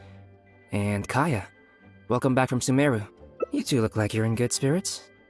As a matter of fact, the honorary knight and I traveled back from Sumeru together. Ah, yes, and I brought some souvenirs for you and Klee. They form a set. Hold on, let me dig them out. You're too kind. Klee has been constantly inquiring as to the timing of your return lately. Since you weren't around, she thought you had also been grounded, and that it would be a long time before you could come out. Children always have the most peculiar way of looking at things. Also been grounded? Sounds like things haven't been too dull for you all in my absence. It's Klee's 3rd time this month. Evidently, you're not the least bit surprised. No. On the contrary, what would be a surprise is if Klee ever managed to stay out of trouble for a substantial length of time. Anyway, since my souvenir is part of a set with Klee's, there's no rush to give it to me. When Klee's next, released, I'll bring her to see you sometime. We'll collect our souvenirs together. Sure, makes sense. Leave the surprise for the person who'll enjoy it the most. I'll leave these documents here. I'll take my leave now, everyone. Kaeya, I've approved your vacation request. Use this time to relax and unwind. Don't worry about the report and other work. I'll take care of it. You too, Honorary Knight. There isn't any work the Knights of Favonius require your assistance with at this time, so please take it easy. Thank you. Then we'll be going now. Enjoy your vacation. But don't forget to return the Fox and the Dandelion Sea series before it's due. Don't worry, I'm nearly done with those. I'll be able to return them in a few days. I'm surprised Klee still hasn't escaped. I taught her a few tricks just before I left. Kids will always have their moments of mischief. But to be able to grow up without a worry or care in the world is something truly precious. Well, now that all the gifts for the Knights of Favonius are with Jean, next up is... Ooh, how about we visit the Dawn Winery under the pretext of delivering souvenirs and try to score some free wine? It's been a long time since I last saw everyone there. Plus, it'll be the perfect time to treat you to some of their newest brews. Diluc should be there tomorrow since he has business to deal with. But then there's nothing scheduled for the day after tomorrow, so perhaps it'll be easier to get free wine then. What do you think? When should we go? Great, then it's settled. Let's meet the day after tomorrow at the front entrance of the Dawn Winery.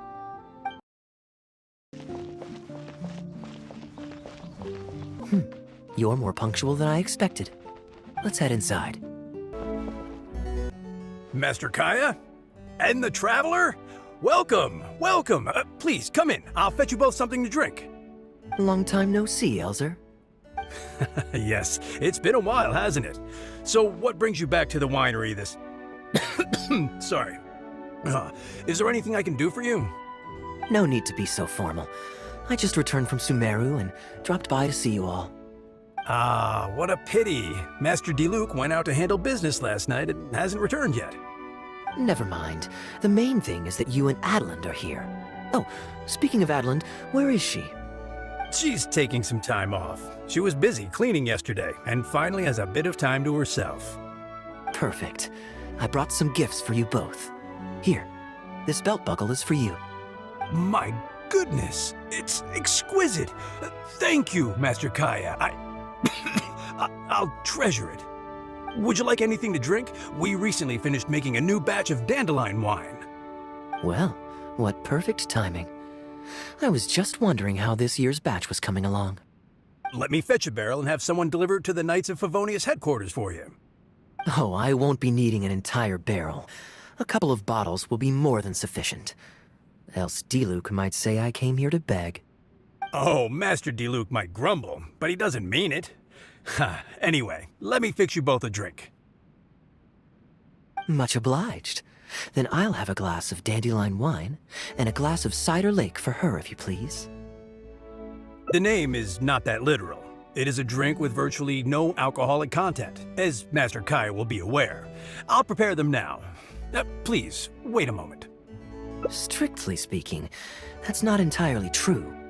Cider Lake does have a tiny amount of alcohol in it. Please, enjoy.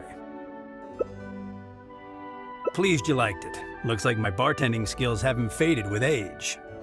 How have you been recently? Is the winery's business doing well? To tell you the truth, we've had our work cut out for us recently trying to fulfill some major orders. Things have only just started to quiet down over the last couple of days. So, you've had no time off lately? Master Diluc was concerned about the same thing. But with him being out on business for a few days, who would take care of business and the guests if I were to take time off? Maybe some other time. At least take half a day to see a doctor and make sure you're okay. If your condition worsens, Diluc will never forgive himself. You make a fair point. If you're worried about having someone to handle the winery, why not leave it to me? I'm familiar enough with your responsibilities to cover for you for a while. Master Kaeya, Please, come back to the winery more often. We all miss you very much. All right. No need for that kind of talk. Come on, I'll see you out. While I'm resting, I shall leave Dawn Winery in your hands. Don't worry, I'm not going anywhere. Rest easy, and go see the doctor. Such great weather today. A calm breeze and delicious wine. This is quite the treat. Though, it's a pity this batch seems a bit bland. How about I go to the wine locker and fetch one from the reserve collection? I remember it's on the 2nd floor. Of course it's fine. I promised Elzer I'd help. I said nothing about leaving the wine alone. Sorry, I'm a little late to the welcome party, but I believe I just heard the words wine locker and reserve collection. Planning on pilfering a bottle of reserve, Master Kaeya? The reserve collection is reserved for a reason, you know. You should at least run it past Master Diluc first. Oh, Adeland, surely you misheard. We were simply taking a walk around the house. I see. Anyway, what brings you and the traveler to the winery today? We just returned from Sumeru. It's been a while, so I thought we might drop by and say hello. And perhaps enjoy a complimentary drink while we're here. Surely you wouldn't object, Adeland. How could I object? We're simply happy that you've come back to see us. Oh, Adeland, I also brought some gifts for you all. This bottle of essential oil is for you. If you rub it on your hands when it gets cold, your skin won't crack. Oh my! I can't believe you remembered something like that. Of course I remember. You always took such good care of me when I fell sick as a child. In comparison, this is nothing. You're all grown up now, and you don't get sick nearly as easily. You don't need me to look after you anymore. True, I don't get sick as much. But speaking of being looked after, when I was in Sumeru, I did find myself and my stomach missing your cooking so terribly. Oh, are you hungry? Would you like to eat something? You too, traveler. Please tell me if there's anything you'd like to eat. Well, now that you mention it, I do actually feel a bit peckish. Steak? Oh, yes. A nice steak would really hit the spot. Fragrant cedarwood grilled, medium, stewed vegetables on the side? Yes, just like you always used to make. Thank you kindly, Adeland. My pleasure. Traveler, I'm sorry I'm not familiar with your preferences. Would you like to come with me and select a few dishes? Grilling the steak over fragrant cedarwood infuses it with more flavor than pan-frying it. It's a favorite of Master Kaeya's. Since using an open flame to grill indoors is somewhat inconvenient, we usually set up a grill outdoors. It's perfect for grilling meat, but you can also use it to make stews. I can offer you a satisfying salad, cold cut platter, and anything stewed. What would you... Okay, right away. Master Kaeya really likes stewed vegetables, but it takes the most time. So I'll start making that first, and then prepare your meal once that's underway. Of course! I looked after him and Master Diluc when they were growing up. He wasn't always such a complicated character. He was a gentle child, polite and very sweet. Boys, huh? The gentle ones grow up to be wild, and the rambunctious ones become quiet and reserved. At least that's my experience. If there's anything you don't understand about Master Kaeya and his antics, please feel free to talk to me about it. His temperament has changed quite a lot over the years, but he still has a lot of the endearing qualities I remember. Kaeya is much savvier and more mature than he used to be. Goodness knows he could be tricky to deal with. But let me share a few little tips. When he answers your question with a question, stop and think carefully about what he wants you to believe, and don't be led on by him. As for not knowing what he's up to, that's because he loves making up a good cover story. But don't let him get to you too much. You can take it from me. You were drinking a cider lake just now, right? Do you know why it's called that? The name was coined by none other than Master Krepis when he mixed the drink for Master Kaeya himself. Oh, they were adorable when they were young. One time, the winery was hosting a banquet, and Master Krepis strictly forbade Master Diluc from drinking. Master Diluc wasn't happy about that, and he convinced Master Kaeya to team up with him and sneak into the wine cellar to steal some dandelion wine. And how did I find this out? Because when Master Kaeya attempted to distract me, I could clearly see Diluc hiding around the corner of the corridor, gesturing to Master Kaeya to direct him through the whole thing. The Captain Kaeya of today never bats an eye when he lies, but he wasn't like that at all when he was young. Oh, goodness, how did I get into this? Anyway, they were discovered by Master Krepis in the end, and he was furious. He punished Master Kaeya by making him write lines, and Master Diluc was forced to clean the wine barrels in the cellar. The wine cellar had over a dozen large wine barrels to scrub, and Master Diluc was just a child. There was no way he could finish it all by himself. Master Krepis really meant to teach him a lesson.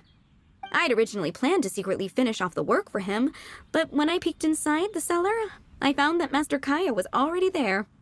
He and I finished scrubbing the remaining barrels when Master Krepis saw that the bruises on Master Kaeya's hands were even darker than those on Master Diluc's hands. He instantly understood the situation. Master Krepis wasn't stern by nature, so to comfort Master Kaeya, he mixed him a drink and added a few drops of alcohol just so he could have a little taste. So you see, Kaeya was a gentle child and never one to boast about the things he did for other people.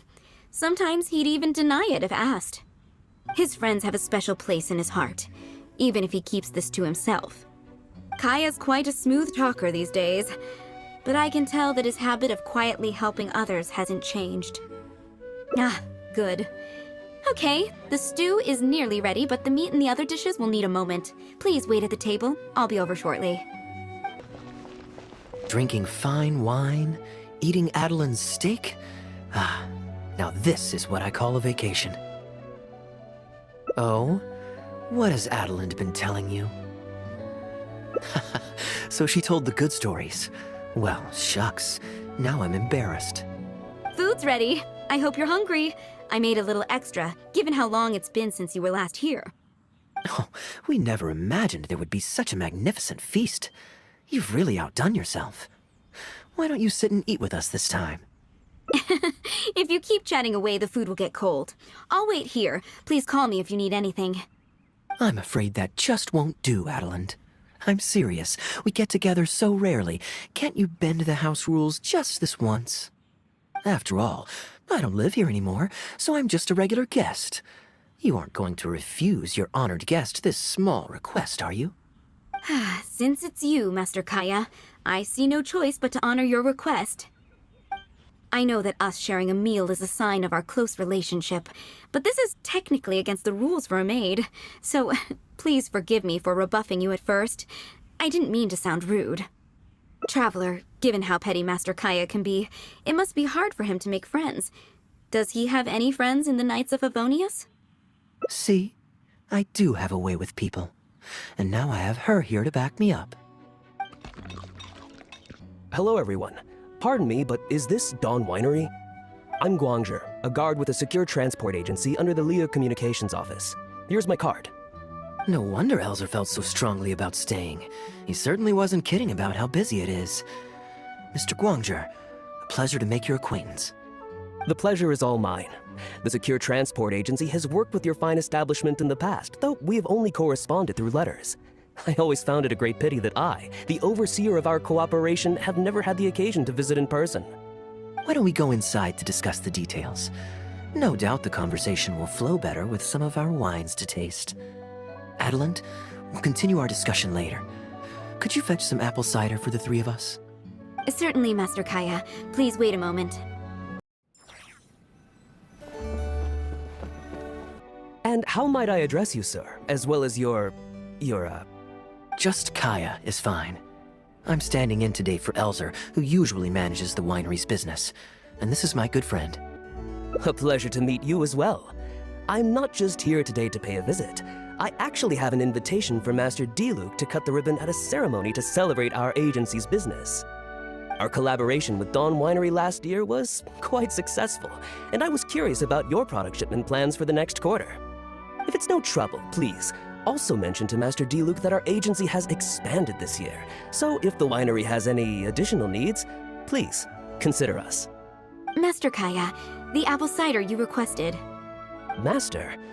Wait, pardon my foolishness, but might I inquire as to your relation to Dawn Winery? I'm Master Krepus's adopted son, and Master Diluc's brother. However, as a serving captain with the Knights of Favonius, I am rarely at the winery.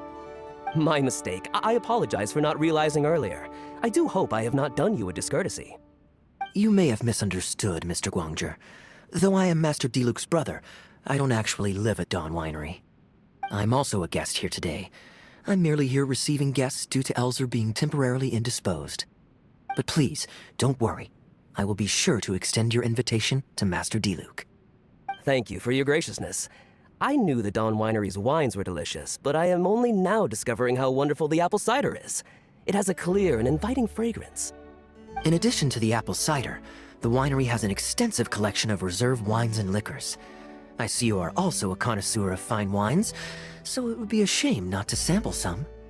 Adeland, please fetch a bottle from the reserve collection in the second-floor wine locker. As you wish, Master. Thank you again for your most gracious hospitality. Today's trip was very fruitful. Now, allow your humble servant to take his leave. Please, it was a pleasure. Here's hoping we'll have a chance to share some more fine wines together in the future. The guest has left, Master Kaeya. It's no skin off my nose. Master Diluc may have a few choice words when he learns of the situation, but that's all. All I really wanted to say is, you will always be a part of the Dawn Winery family, Master Kaeya. I have never considered you an outsider. No matter when, if you ever feel tired, you'll always be welcome here. I understand, Adeland. Oh, now this is a busy day. Who's at the door this time? Hello, everyone. I'm back. Now that was fast. How are you feeling? The doctor said there was nothing to worry about. I just need some rest. But on the way back, I met someone who was looking for Master Kaeya. Kaeya! Shh! Klee's here to rescue you! Come on! Let's escape! Ah! Miss Honorary Knight! Are you grounded with Kaeya too? Grounded? Yes, Albedo was saying something about that. Sumeru was fun, but it can't compare with Mondstadt. So here we are. You two must have done something to make Jean mad, but that's okay. Kaeya has rescued Klee loads of times before, so when Albedo told me you came back, I went and said sorry to Jean. Kaeya, you're free now! We can go play together again! Oh, if my memory serves me correctly, this child is... This is a fully qualified Knight of Favonius, Klee. Hello, miss. I'm Klee. We're sorry. Please don't ground Kaeya. What? I really need to take Kaeya and Miss Honorary Knight away so we can go find Albedo, Sucrose, Amber, and everyone else and play together. I see. Hello, Miss Klee. You needn't worry. Master Kaeya's grounding is long over. See, Adeland, you don't need to worry about me. I have lots of people to care for me now. What do you think? When should we go? That works. Then I guess we'll see Diluc. Let's meet at the front entrance of the Dawn Winery tomorrow. You made it. Come on, let's go inside. Brace yourself for some sour grapes. If you're not feeling well, then let me go this time. Oh, I'm fine. It's not serious. Oh, I'm sorry. I hope I'm not interrupting anything important. What are you doing here today? And I see you've brought a +1. Oh, it's nothing particularly pressing. It's just that we recently returned from Sumeru, and given how long it's been since we last visited the winery, we thought we'd drop by and say hello.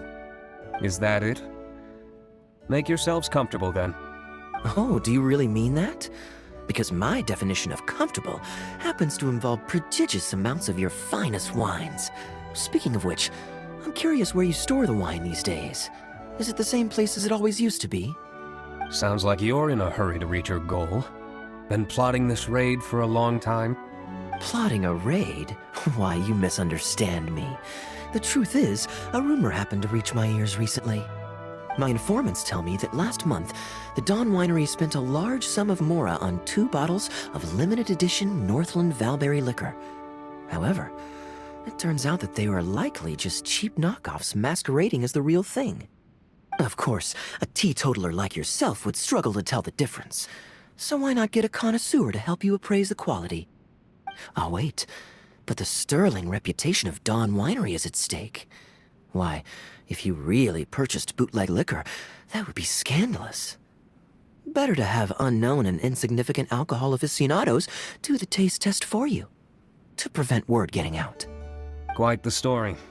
You used that one last year. Got anything else? What? Really? I totally forgot. In that case, how about the principle of reciprocity? Here, this is for you. I bought it for you in Sumeru, and it cost a veritable mountain of mora. Thanks. Put it on the table. That's it? No comment whatsoever? You want a comment? Okay then. This thing is very in line with your unique aesthetic tastes. Much like that vase over there. Elzer, fetch a bottle of this year's newest batch from the warehouse, or else someone will keep blathering on with endless excuses. One moment, Master Kaeya. I shall fetch it immediately. What's wrong, Elzer? Are you okay? My throat is a bit raspy is all. It got better after I began taking medicine, but recently, it flared up again. Other than a bit of difficulty breathing now and then, it's nothing to be concerned about. Many illnesses are caused by overwork. If you don't get enough rest, medicine alone won't solve the problem. Surely you should have long since handed over the work of the winery to Diluc by now. You can't keep being Diluc's butler. He's becoming a louse. Actually, most of the time he... Take some time off, Elzer. Don't put it off any longer. I'll handle the guild matters. It's important to take care of your health. You have to take it seriously. And, cavalry captain, you would do well to remember that brevity is the soul of wit. Master Diluc, Master Kaeya, thank you both. Then I'll take my leave and rest for a few days. Enjoy your vacation. Though, before you officially clock out, let me head out the door with you. We can grab a few bottles on the way. There's nothing quite like enjoying a quality wine while feeling the gentle breeze against your face. Normally I'd accompany you, but unfortunately I still have some pressing matters to take care of. My apologies and regards to both of you. Really? Oh, that's a shame. I asked Connor to select a bottle of our best. He'll bring it by shortly. You asked Connor? He hasn't seen you in a while. He's just happy to be able to do this for you. Considerate as ever. Ah, Elzer, I also brought you a gift. Here, this belt buckle's for you. Such artistry. Thank you. Very much indeed. I'll put it on as soon as I get home. Glad you like it. Go on, enjoy your time off. And don't forget to see a doctor. Very well, Master Kaeya. I'll be taking my leave now. Elzer is a good guy, and he's very responsible. With 1,000 different things to worry about each day, that same sense of responsibility wears him down. Master Kaeya, your wine and an apple cider for your friend. All freshly fermented this year. Please, have a taste. Traveler, this one's for you. Oh, very clear. And a full-bodied aroma. That's rather nice. Isn't it? This one's a little on the sweeter side, but I can go grab a dry one if you'd prefer. No need. Sweet is just fine. Let's drink one together. Don't mind if I do. I haven't caught up with you like this in a long time. We used to always pour the first glass for you when cracking open a new barrel. With you gone these past few years, I've had to drink it for you. Well, since it wasn't me harvesting the grapes, de-stemming, or crushing them, it's much more fitting that you should take the first taste. Crushing the grapes improves the aroma and color of the wine during the fermentation process. If you're curious to learn more about the winemaking process, you can read our Fruit Winemaker's Manual. If you'd like, Traveler, you can help us harvest some grapes. Winemaking can be quite a lot of fun. It isn't nearly as exciting as he makes it sound. Your back will be in so much pain after picking grapes that you won't be able to stand up straight. Mr. Kaeya is right. Harvesting grapes is a back-breaking labor. But seeing the grapes turn into grape juice, then ferment into wine, is a fascinating experience. And every person at the winery should have a chance to share in it. Wait, so Diluc actually helps you with the winemaking? Oh, goodness no. Master Diluc is far too busy, not just during the day, but even at night. Oh? And just what is Diluc always so busy with? Well, you know, come nightfall, he's always out there, networking, and so on. Master Kaeya, you may be surprised to learn just what lengths Master Diluc is willing to go to for the sake of the business. Connor, you're an awful liar. I hate to see you struggle. Oh, so Master Kaeya, how do you like your drink? I remember you weren't very interested in wine when you were young. That was because the adults said children weren't allowed even a drop. Don't you remember how much trouble Diluc got in that time he snuck a drink? Ah, yes, of course. Adeline even covered for the two of you. But on a serious note, having grown up at a winery, I spent my childhood watching Tunner plant the grape seeds, waiting for them to ripen on the vine, harvesting them together, and waiting for the alcohol to ferment. Even though I couldn't help with making distilled spirits, watching everyone work was fascinating. How could anyone not love to drink with a childhood like that? So, let us raise a glass to wine itself, and in thanks to the gracious hospitality the winery has shown us today. Here, here, to Dawn Winery. Speaking of wine, Connor, I have a gift for you. It's a decanter set from Sumeru. I get a present too? Thank you, Master Kaeya. Time really does fly. I still remember the days when everyone was giving you gifts at your birthday parties when you were young. Now I have wrinkles and Tunner's bent double, while Master Kaeya is the cavalry captain of the Knights of Favonius. How is Tunner holding up? He's still tough, but getting on in years, so some things just aren't as easy as they were. But he's used to doing things his way and doesn't trust new employees to do it for him. A lot of the temporary workers I hired quit because they couldn't handle how picky he was. Master Kaeya, if you have time, why not go talk to him about it?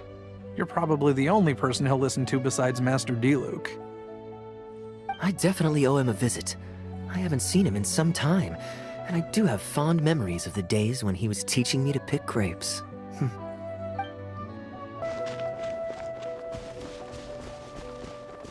Busy day today, Tunner? Oh, Master Kaeya, you're back. No, I'm not at all busy. I just spend my hours watching the grapes growing on the vine. They're growing wonderfully this year. A few rows are almost ripe. We've already begun harvesting them these past few days, so that'll keep me occupied. Sit, sit. After we're done picking, I'll bring a few bunches over for you to try. No need. We were just drinking with Connor, and our stomachs are so full of wine that we couldn't eat a bite. What about your friend? Doesn't she want to try? Allow me to introduce the honorary knight of the Knights of Favonius. Ah, the honorary knight in the flesh. There are so many talented people in the Knights of Favonius. You all have bright futures ahead of you. Harvesting grapes is hard work. Let me help you. Do you still remember how I used to help out when we were short-handed? I believe I do. In that case, I'm counting on you.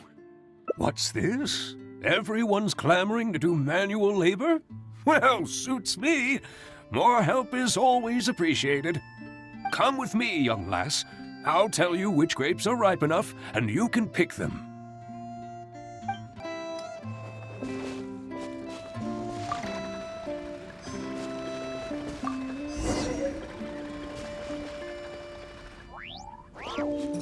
Ooh, you have nimble hands, lassie. Master Kaeya wasn't nearly so careful when he was young. He mangled so many his first time. What a waste. Fortunately, the young master has a good head on his shoulders. Didn't take long for him to get up to speed. And now he's turned into such an outstanding young man, polite and kind.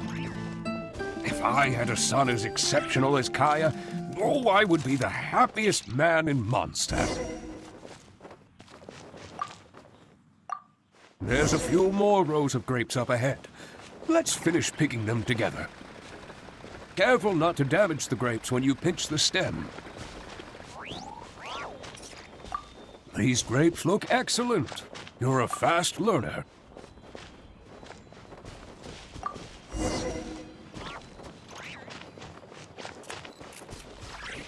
I'll take them. Good job.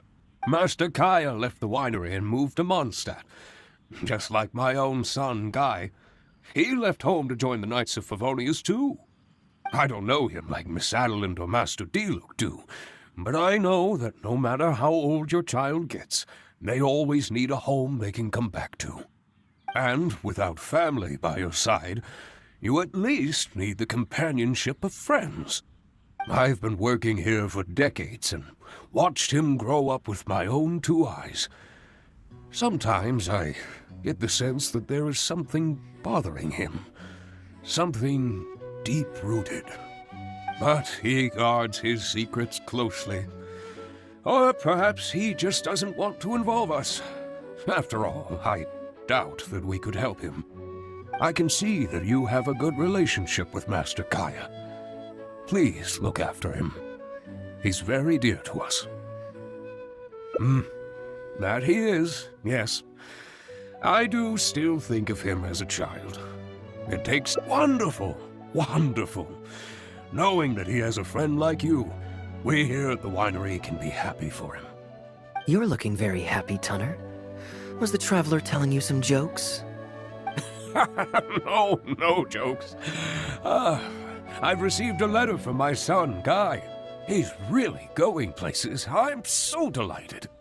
Master Kaeya, honorary knight. My eyesight is fading in my old age.